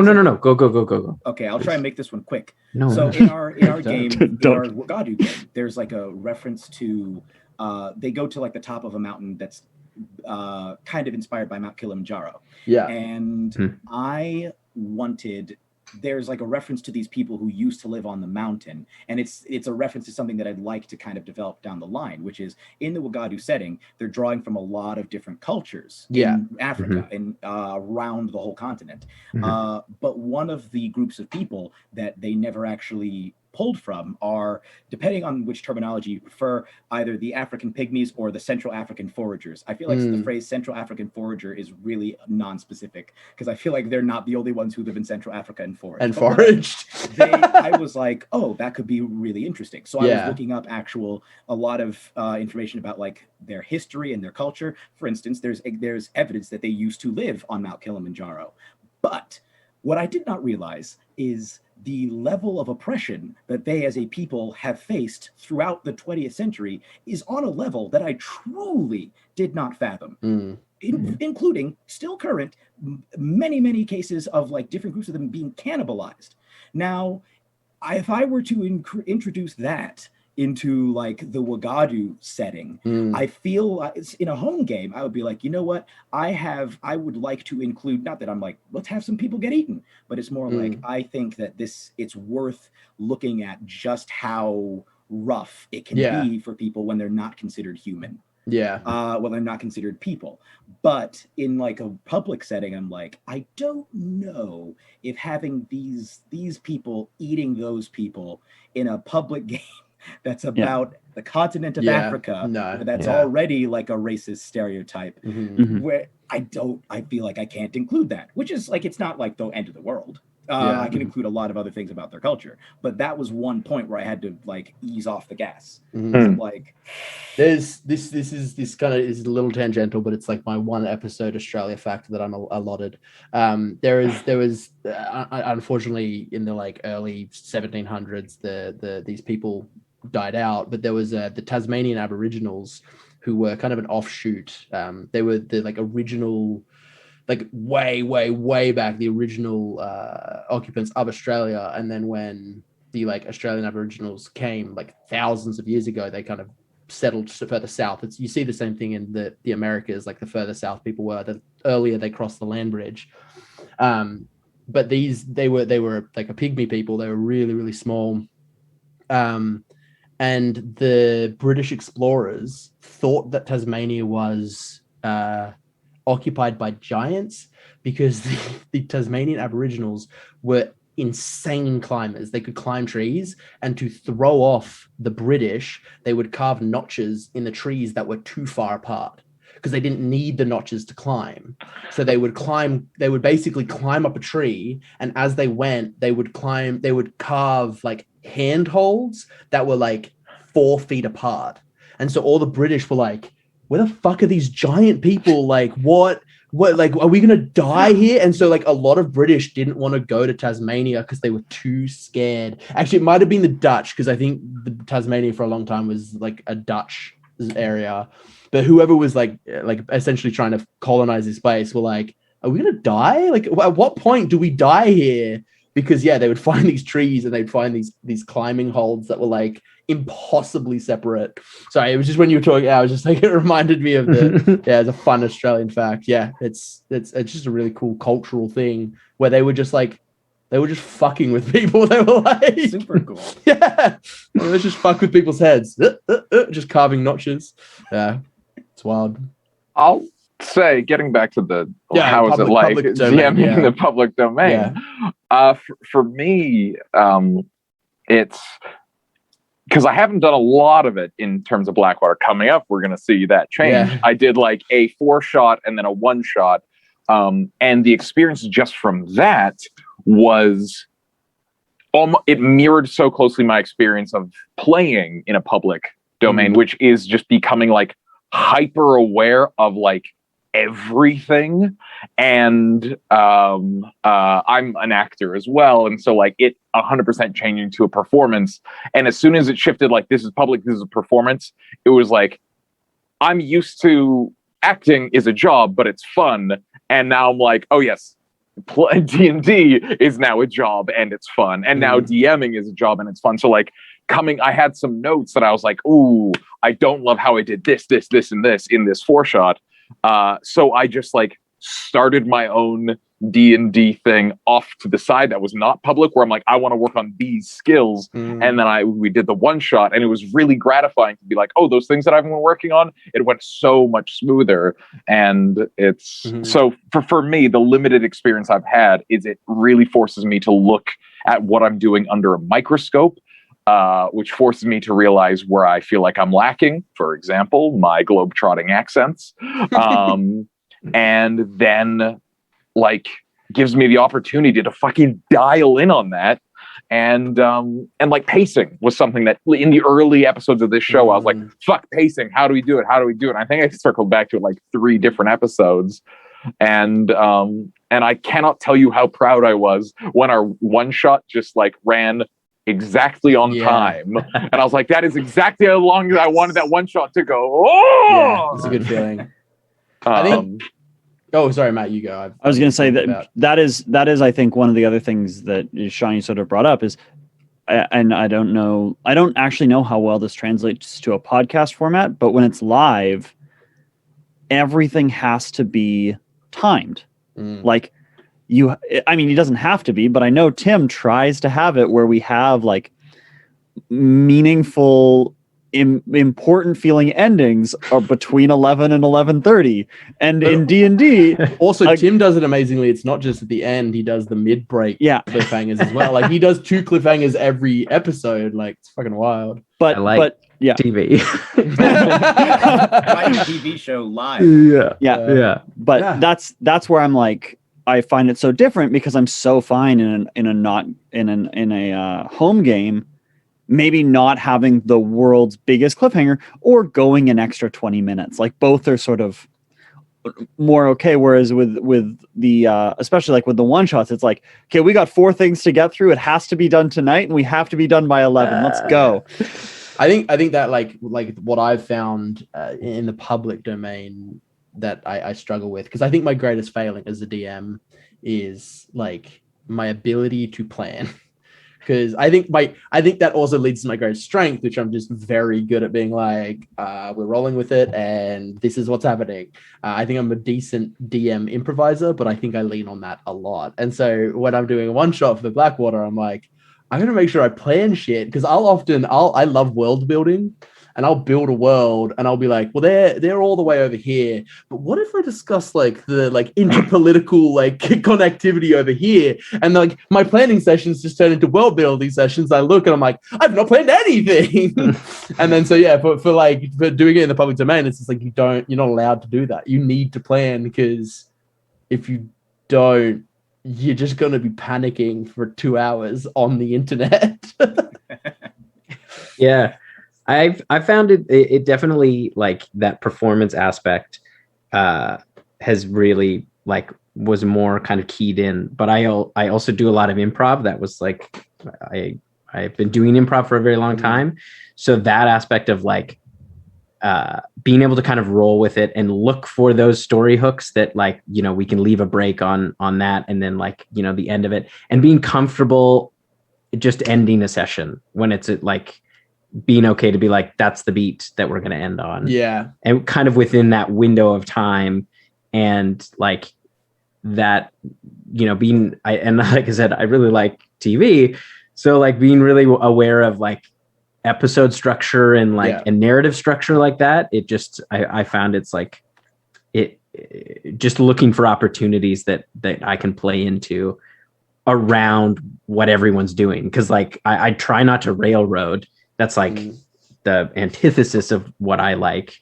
So it's like, picking up on things that people are already doing and like kind of weaving it together. But it definitely, the other thing I found that was a real bonus to our game, I think, was because we were playing originally on Zoom, and then, like being hyper aware of crosstalk and not talking over each other, and everybody being hyper aware of giving each other space was, I think, such a great enhancement to our game. Because when you're, when you're in the living room, it's like, it's easy to kind of talk over people, or people get distracted with side conversations, and it's not as detrimental to the game. But when you're on Zoom, it's like, you can't do that. And so it was like managing that kind of crosstalk and being able to like give each other space, I think was a really wonderful thing that we settled into fairly quick. Like we learned pretty quickly how to get on top of that. And I think it's a great lesson for any game. Like if you're doing it in a public sphere, like you have to make sure that you're giving everybody a chance to shine and giving everybody a chance to speak and have their ideas heard and things like that. Because you're literally in everyone's face. Like the thing is, doing it like this, there's no room to be like, because that's just, everyone's going to see that immediately. If you're on a couch, you can kind of like, but yeah, it's I think it very much heightened how we played together.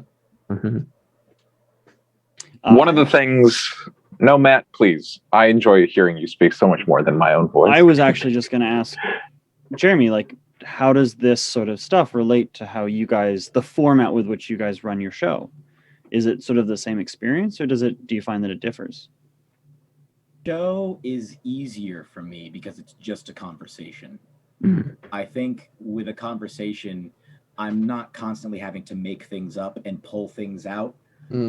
With, like, you can just ask me a question and I'm like, oh, okay, yeah, well, this is my response. Instead, I'm having to be like, okay, I'm worrying about describing this thing. And I'm also worrying about how long this scene is going to take. I'm worrying about what we're getting to later. And I have to figure out how to help give everybody adequate screen time. And in the midst of that, you have way more opportunities to like mess up.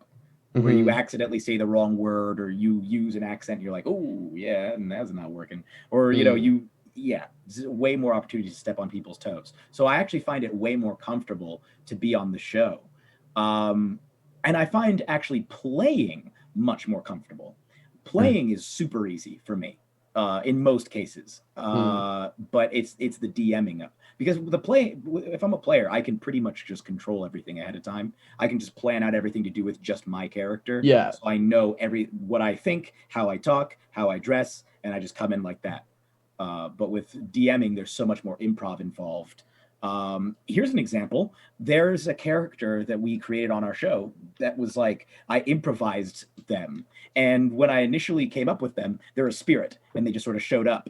And initially I was just like, you see a spirit and it does this, it does that, it does that. And over the course of the interaction with the players, my understanding of the character changed. So instead of me referring to the character as it, I was like, this character's pronouns are they, them. And then, but I never actually said that. I just switched to refer to the character as them. And if someone did not know that I had made up the character in the moment, they might then come in and be like, well, excuse me, why are you referring to this non-binary character as it? That's quite insulting. It's like, well, because they weren't non-binary until I started referring to them as them, is why. They were just an antelope spirit at that point. So, yeah, but I do want to agree with what you said, Sean, which is that it is ultimately still fun because you are still playing D&D. Yeah. And that's, I guess, my journey has been trying to push away the pressure and just being like, okay, let's just play the game. Just play the game and have fun. The people have fun when we play by ourselves, so they're probably going to have fun if we play publicly, and it'll probably be well enough interesting to listen to. Let's just do it. It's going to be okay. One thing I quite like about it being the public domain is like it's heightened for you, but it's also heightened for the players. Like the players fucking show up.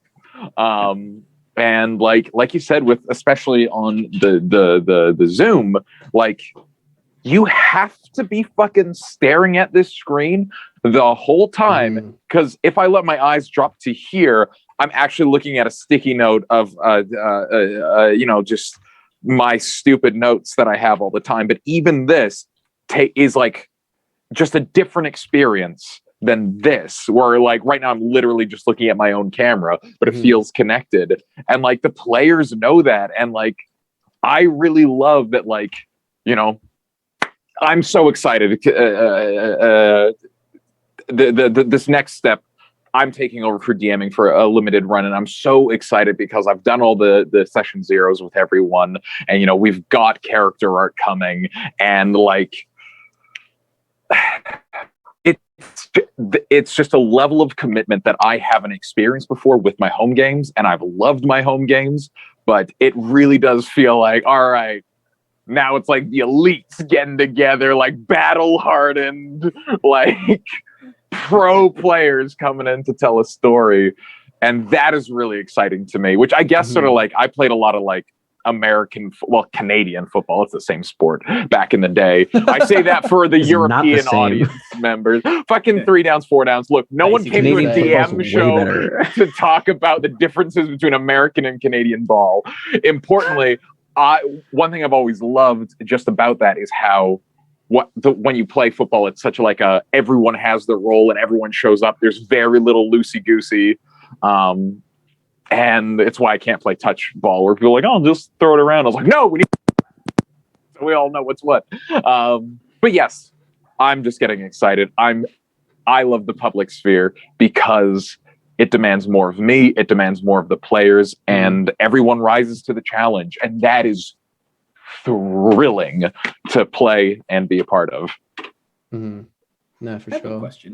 I have a question for you guys. Yeah. All right, please. How do you, in settings, especially or in games where resurrection is easily available, so especially at higher levels of play, how do you approach death in a way that makes theoretically how do you make death still matter, or do you make death still matter in those cases?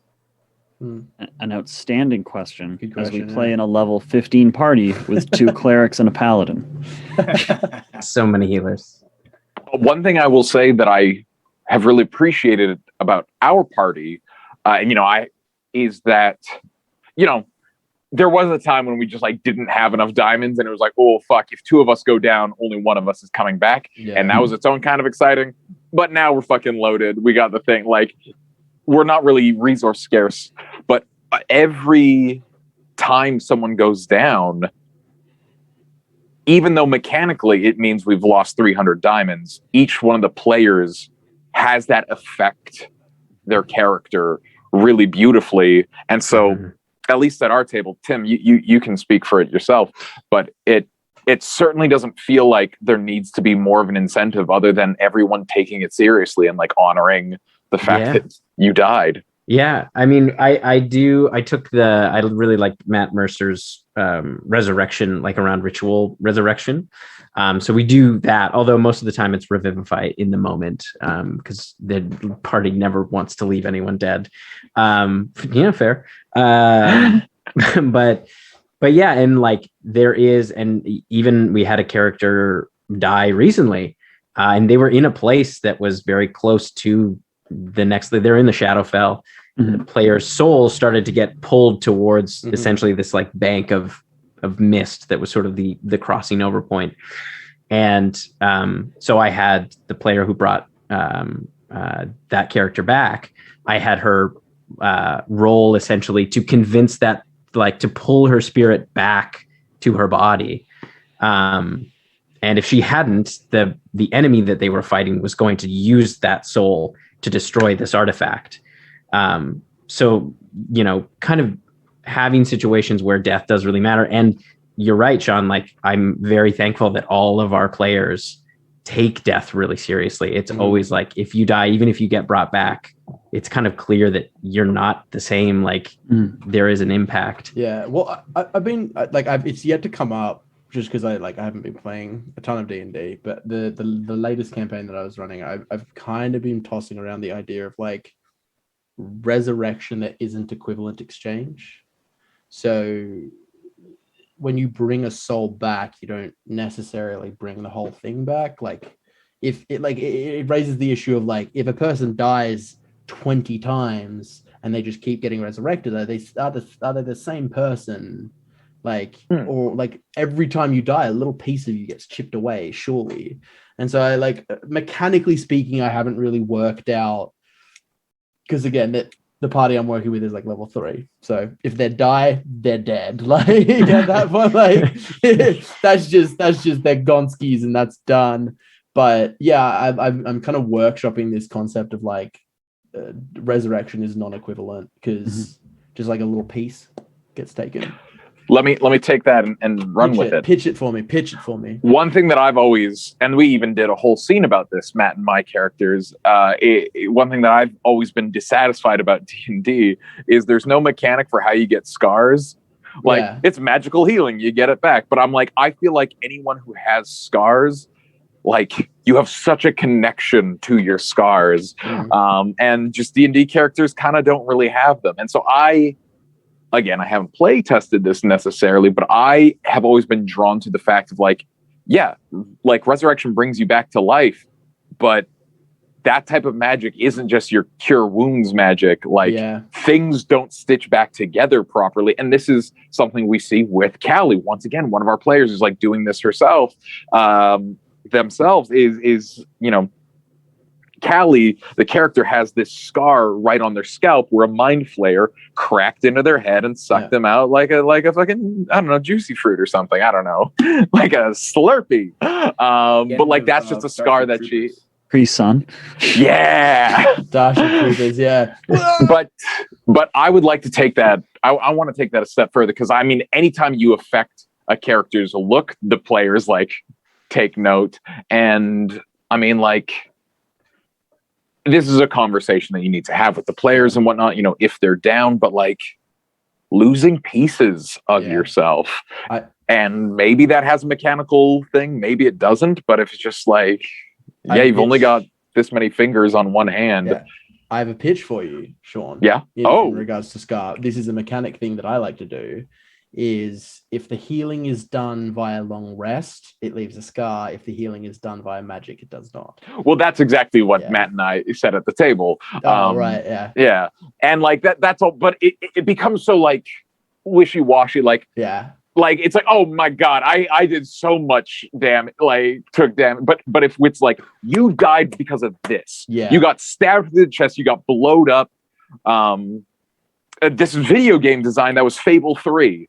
Anytime your character, you know, had to do the continue, you would have a scar somewhere on your body that related to the type of damage you had, you know, and they had like 6 different things, whether it was a wolf, gunshot, slash, and I loved that. And so at the very least, I think, in addition to the RP that hopefully happens at the table, I would love to see it's like, something's changed. Or like, what was that thing where Callie's hair went white? Was that related to her dying?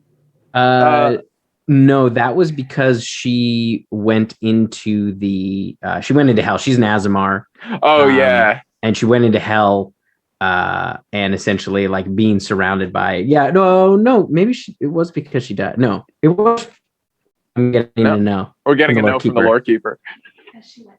It's because she went to hell. Yeah. Okay. But that is a great example. I second guess myself. If you got like possessed and died, and now your hair is just white, it's like, because especially these days when players die, it's usually a result of, at least at our table, a choice. Where like all of us generally have the option to get out of the fight if we want to, but we don't. We stay in to try to help each other out. And so at this point, you know, if the hair white thing was really fun for me because it was Len's idea. They came to me and were like, you know, I know we're going into hell because it was kind of like the end of an episode. They were about to jump through this portal to save one of the other characters who'd gotten kicked into this portal in a hell bar. Anyways, y'all got us into trouble. They definitely did. And they were like, I feel like, you know, Callie would like, you know, can we have some like aesthetic around that, because, you know, they are an Azamar, and there's been other times in the game where, like, you know, their eyes have glowed in certain like situations, and they were like, I feel like, you know, I might have this aura or something. And I was like, yeah, let's run with that, you know. And they pitched having their hair go white, and I was like, great. And then when we discussed it further when you were all heading back, and they were like, I think it should stay like that. I was like, yeah, absolutely, that sounds great. And so it was really the player taking the lead and me just saying like, yeah, absolutely. How can I support that? There's a Pathfinder witch hex that I think, Sean, you would love. And it's literally called Scar. And you point at someone, you put a scar on them, and then you get to track them magically with that hex. And I had a character whose whole thing was he was really pretty. He was like absurdly good looking, and a witch was like, fuck you, and put a scar across his face. Classic witch. And so he was like, everything that I am is gone. I've got a wand of scarring. It's about 8 inches long and made of steel and very sharp. I think talking about death though, death is used in early games, like lower level games, as stakes. It's like if you die, you lose. But one of the things that we've learned coming through this we're now at level 15, is that losing for us isn't dying anymore. Yeah. The stakes are coming from big other things. Losing is your friends dying. Losing is your city burning. Losing is the person taking over the world. But it's still a game, even though like death isn't, you don't go into every fight being like, man, I could die here and it could be the end of the world. You're going into the fight saying, man, if we don't stop this person here, they're going to tear the continent in half and kill a bunch of our friends and ruin the world in a different way. And so you still have the like life and death scenario without inherently always having our own player's life and death. So like death being a consequence of losing, whereas early levels losing is a consequence of death. Like, oh, that's kind of poetic. Yeah, I like that. Superman. You've done the Superman solve, where Superman probably can't die, but his stories matter because he cares about everything else. Yeah. That's how the heart, Osborn. First you attack the heart. It's the whole Superman thing. Yeah. One more thing. If you drop to 0, you get a point of exhaustion. I'm just going to say it. This fucking like juggling at 0 where you just keep healing word people. Yeah. Point of exhaustion every time you drop to 0. Yes, Tim, it's time. We've been abusing you for long enough. It's a good idea. That's a good idea. Yeah. Well, and I have them sometimes. Bam I think it was Bam who was playing with this idea. This is another DM we had on from Art Hard Studios. Excellent. He was toying with an idea that a friend of his, I think, had come up with around that your death saves are secret. So that no one knows, the other players don't know if you're succeeding or failing. Yeah. Like the canoe. Yeah, exactly. Everybody has a canoe. Everyone has a canoe. It's in my world, when you go to 0, a canoe magically falls down on top of you.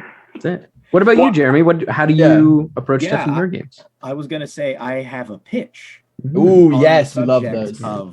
Of trying to really relating to what you said, Adam, which is in the current game, the gothic horror noir game that I'm running, because of this recent death that just occurred, I was like, well, we already have established that there are literally people who are hired by the mob to commit crimes and get killed and then reincarnated, and that's just what they do.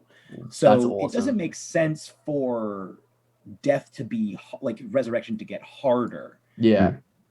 But it would make sense considering like whenever we've depicted death, it's like you wake up in the Shadowfell, but you're not just in the Shadowfell, you're underground, you're buried in your grave, and you have to like crawl out of the ground and like emerge, and you're like a sea of graves, and this horrific place, and it's a horribly scarring place. And especially because the most recent death that we had was like a dude being dragged screaming into a blazing inferno by like this cackling vampire spawn. What if we start to introduce like permanent trauma? So like when you come back, whenever you now have a trigger. So like when he encounters something that's vampiric, he now has to roll a wisdom save. And there are madness tables in, I think, the Dungeon Master's Guide, but it could be in the player's handbook. And so what I've done is I've created a table for like now whenever you have your trigger, you have to make a wisdom save. If you fail, you roll on this table and you have like a reaction that it's able to be stopped with like what is it, lesser restoration, but it shows like this has affected you. And beyond that, I've also created, there's a permanent madness chart that they have, which is essentially your character gets added flaws. And it's like for instance, the first one is I drink drinking keeps me sane. And to me, that makes sense. It's like a response to like, look, I got beaten to death by undead acrobats and then burned to death while I was being fed on by a dwarven vampire spawn, and the burning corpse of my dog was lying next to me. I gotta hit the bar. It's not gonna work. Well, not good. So I think because sorry, continue. Oh no, I was Frodo. pretty much going to say that is a possible way to make it matter. Yeah. And the more Yeah. you die, the more triggers you have, the higher the DCs get to resist having that reaction, and the more flaws you gain. As if it's like, it's not that trauma makes you a worse person. It's more like dying and coming back to life messes with, it's deleterious to your soul. Yeah. And you're just not the same person anymore when that just keeps happening to you. I think I noticed that listening to the Cub and the Caterpillar. Check it out where you can find any podcasts. It's excellent stuff. But Jasper came in because like Wagadu, you don't necessarily die. I think is you sort of respawn. Like, you respawn. So this when you introduce the character of Muti and he meets Nati's character for the first time. And he's just a coward. Like, he's like, I've been in these swamps. I keep dying. It fucking sucks. Everything sucks. I hate everything. Fuck. Let's not go there. That sucks. I'll die. I'll die again. And so it's just like, rather than the fear of death being the fear of death because of like the nothingness that follows, it's a fear of the experience of death. Like, I love that, where it's like death maybe doesn't have as strict consequences. That person isn't gone forever. But dying still sucks. Like, you don't get to die and be like, sure glad I'm back. Like, your leg got torn off by a crocodile and you bled to death slowly over the course of 30 minutes. Like, that sucks. I'm going to yes and that. Yes and it. Do it. I don't know if it's all resurrection spells, but in our setting, you have to put diamonds into somebody's mouth. And Your teeth are fucked. I think the we enamel. should have You to gotta make the smash. characters RP swallowing a golf ball sized diamond. Like, every time you get brought back, you just have to spend 45 seconds at the table just really sensorially imagining and experiencing what it would be like to either, because it's 300 worth of diamonds, so it's either one big It one was a bunch of little diamonds. or just gravel. I also want to point out the verbiage that M often uses when resurrecting someone is I shove diamonds into their mouth. So their enamel and their tongue is fucked. Like they should come up. I think every character that M resurrects from now on should for at least one in-game week have a lisp. That's how you can tell. That's how you can tell if somebody died before. Because they're like, oh no, I just died. I died like a couple of weeks ago, and my tongue is all fucked up from the diamond.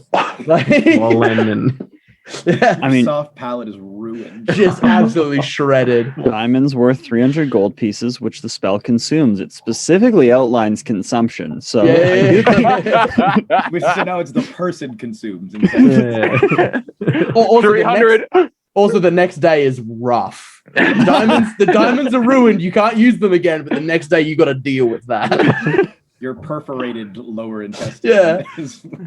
300 gold pieces worth of diamonds, 500 gold pieces worth of dentistry. And imagine if you thought somebody was dead and you're like, I'm going to revivify them, and they weren't.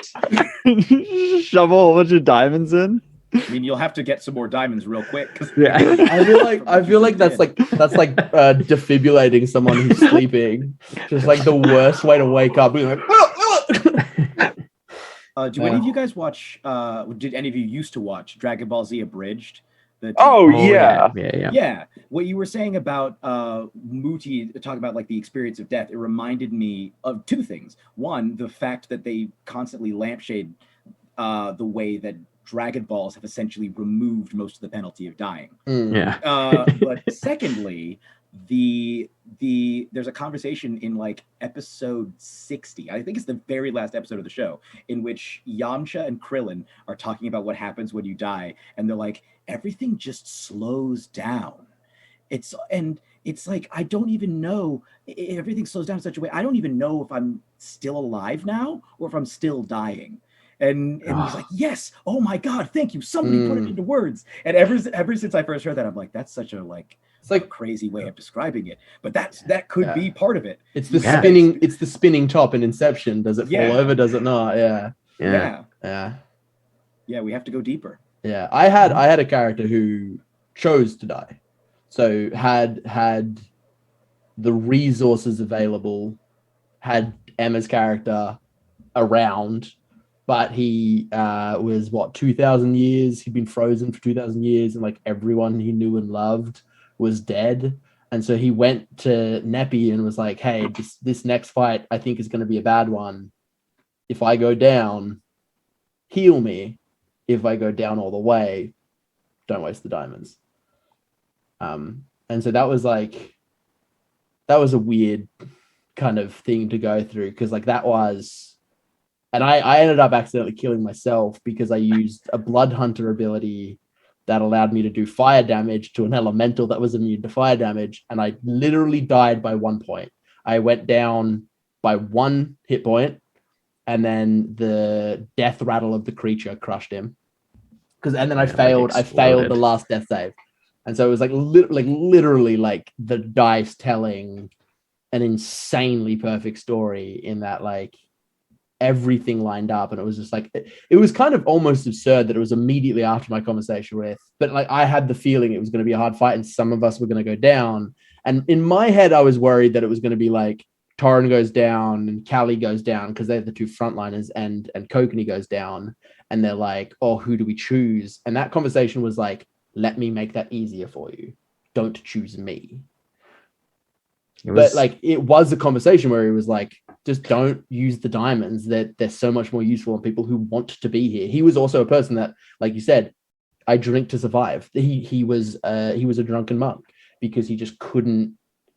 He couldn't like he'd had some traumatic experiences when he was alive, when he was like his first life, and then he got frozen for thousands of years, and then he comes in and he wakes up to a world that just doesn't recognize. Like, that's just trauma upon trauma upon trauma. But I also think that death, because that happened relatively early on in the game, like you guys were level 8 or 9. Yeah. And I think that like that was the first character death up until that point. Yeah. And I think that is part of what set that foundation of like death matters to these people, because they lost and their party became named after him, Torrin Blackwater. They like in honor of him, they named the party Blackwater. So it was like I love when I think about the names that we were considering before we ended up with Blackwater. They were all exceptionally silly. And then someone was just like, "Let's be Blackwater."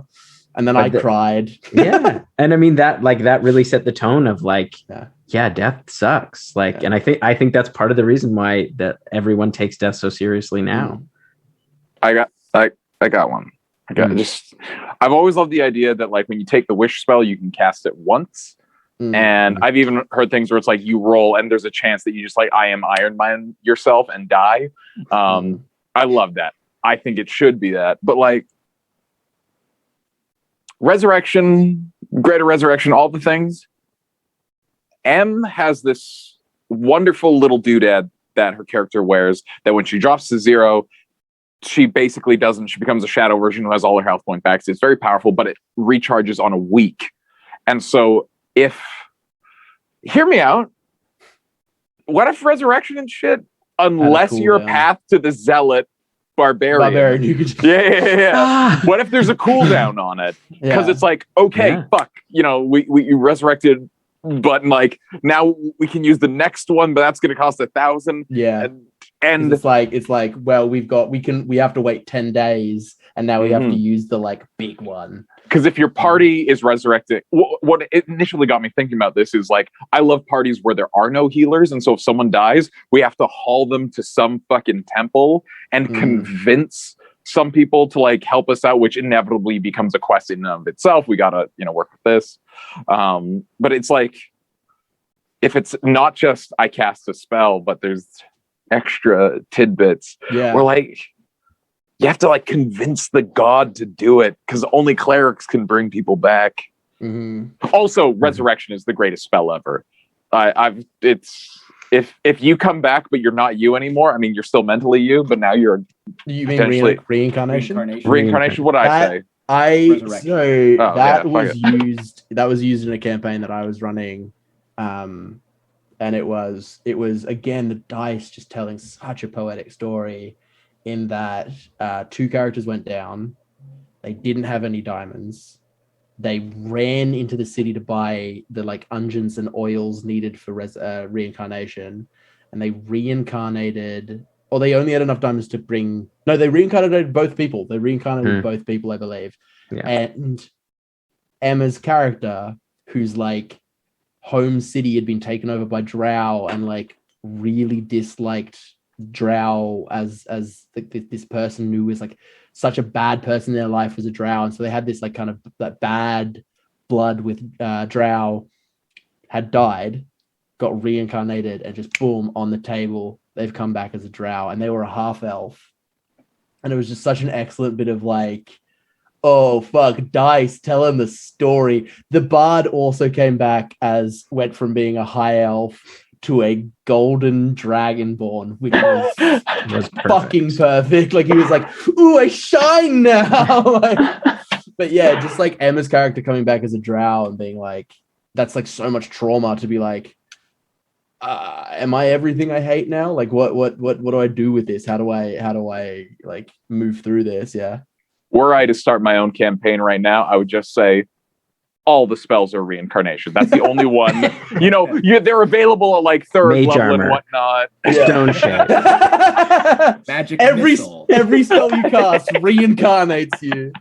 I'm currently playing through a game. My like main home game is a game that doesn't currently have gods, clerics, paladins, or any revivify magic.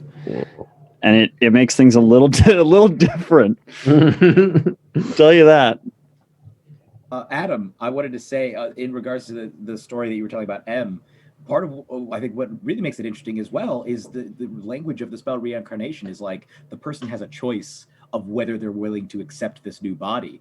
Yeah. So that also means that her character had to be like, okay, I'm willing to be a drow now in order to actually come back. Because you can just be like, nah, I don't want that. I'm and out. it was a situation where 3 people had died and 2 people got reincarnated. So I very much see Saren, who was Emma's character, being like, give me whatever. I don't fucking care. I just need to be alive so I can solve the fucking problem. Someone is still dead and that needs to be fixed right now. And then I think there was some sort of like, they were able to give up. Oh, it was they like a being reached out to them and it was like, I will bring back your friend. And in hindsight, Emma's idea was way better. Way better, because she was like, I thought you were going to do this, and I was like, fuck, why didn't I do that? Emma was like, I thought you were going to make it so that I was never able to change out of drow again and they would come back. But my version was they would force their reincarnation onto the other person, and so essentially they would bring them back, but that person would be the like reincarnated drow. And so that was Zome the blue tiefling becoming Zome the drow. But yeah, that was an interesting series of events. But yeah, I really like the reincarnation spell. I like the reincarnation spell that's extended, because the like vanilla version is cool, but there's one where they're like literally everything. It's like, cool. I can come back as a centaur. We need the expanded list. It could be an alternate version of the wild magic sorcerer if you want to spice it up. Instead of wild magic table, it's a reincarnation table. Yeah. So you have a chance to just turn into a different. Well, that's a mechanic that I would want to explore, is like if a human gets reincarnated as like a triton or a centaur or something that is like vastly physiologically different. That would fuck with you, because like imagine trying to stand up as a human and being like, fuck, there's 4 of them, like, and there's no feet. Oh, you'd like, be so set. You'd be great. You're like, I'll never trip again. I'm so sturdy. No, here's the thing. Imagine a centaur coming back as a human. That's a nightmare. It's like animorphs. Yeah.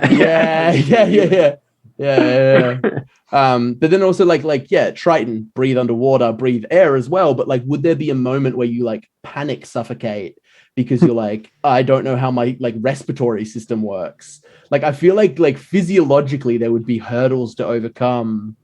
Like being a drow and being like, why is everything so fucking bright now? Who turned up the lights? Like, damn, it's all lizard folk. Lizard folk. Your brain isn't capable of like understanding. You don't have emotions anymore. That one's pretty intense, because that literally like changes the character. You know, everything else, it's I'm me, but now I have to deal with sun sensitivity. but I've always been curious about someone coming back as a lizard folk and doesn't experience emotions like they used to. That, That'd be hard. anyways. Yeah, it'd be hard, really but hard. oh God, what a journey. Yeah. I have a question. Please. Yes. You, Adam, you mentioned when your character had gone down because you used the Blood Hunter. Yeah, Crimson the Blood Hunter Right? ability, which is Crimson I think Right. what also happened in Critical Role. Yep. where Yeah. a character died because they used the Blood Hunter ability, knocked themselves out.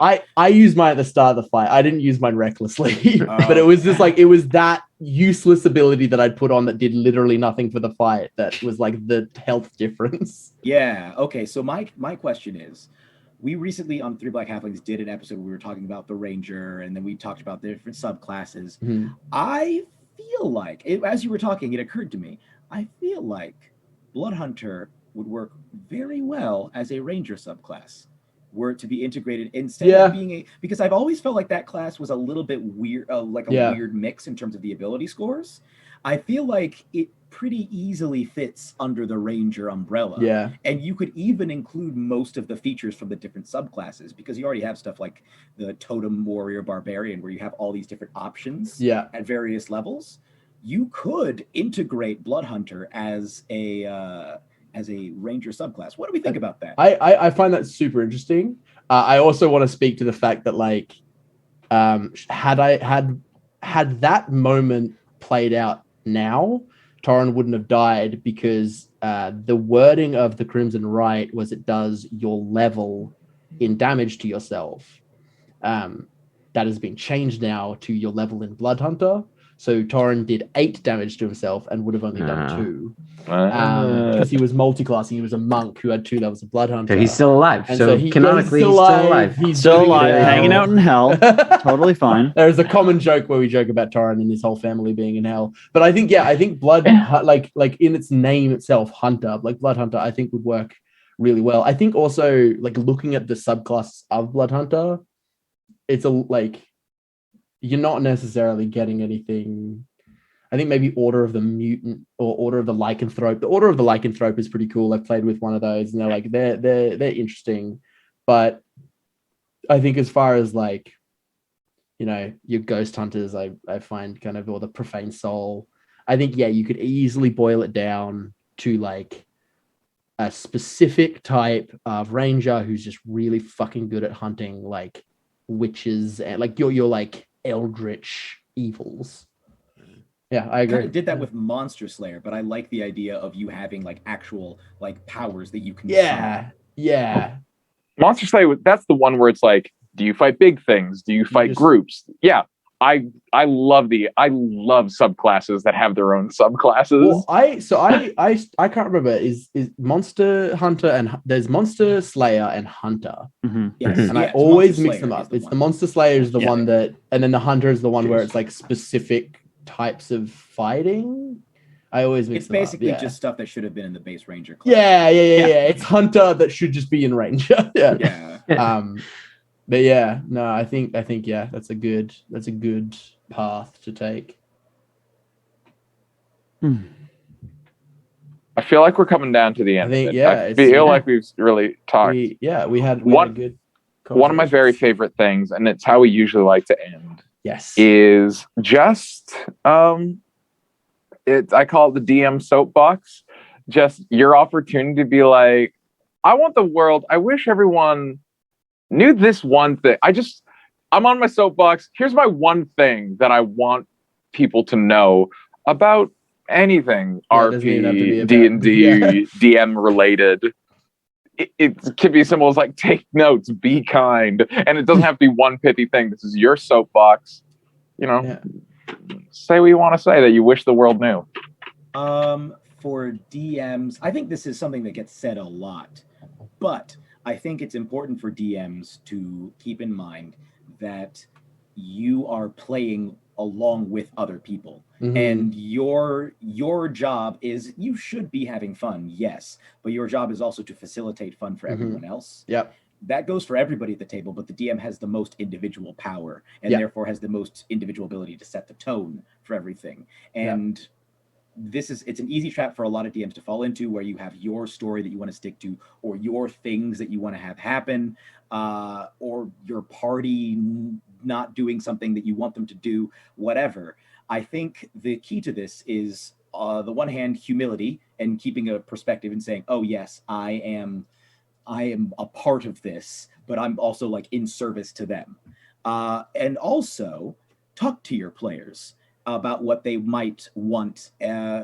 For instance, in the most recent episode of the Wagadu Chronicles, I don't think we say it in the episode, but that switch that occurs towards the beginning of the episode had been planned for months. It was based on a conversation that I had with Unati, where she was like, this is where I'm feeling about my character. This, and this. I'm so excited. And I was like, this. well, So I good. would like to suggest this. And she was like, yes. And she was like, but I want it to be organic.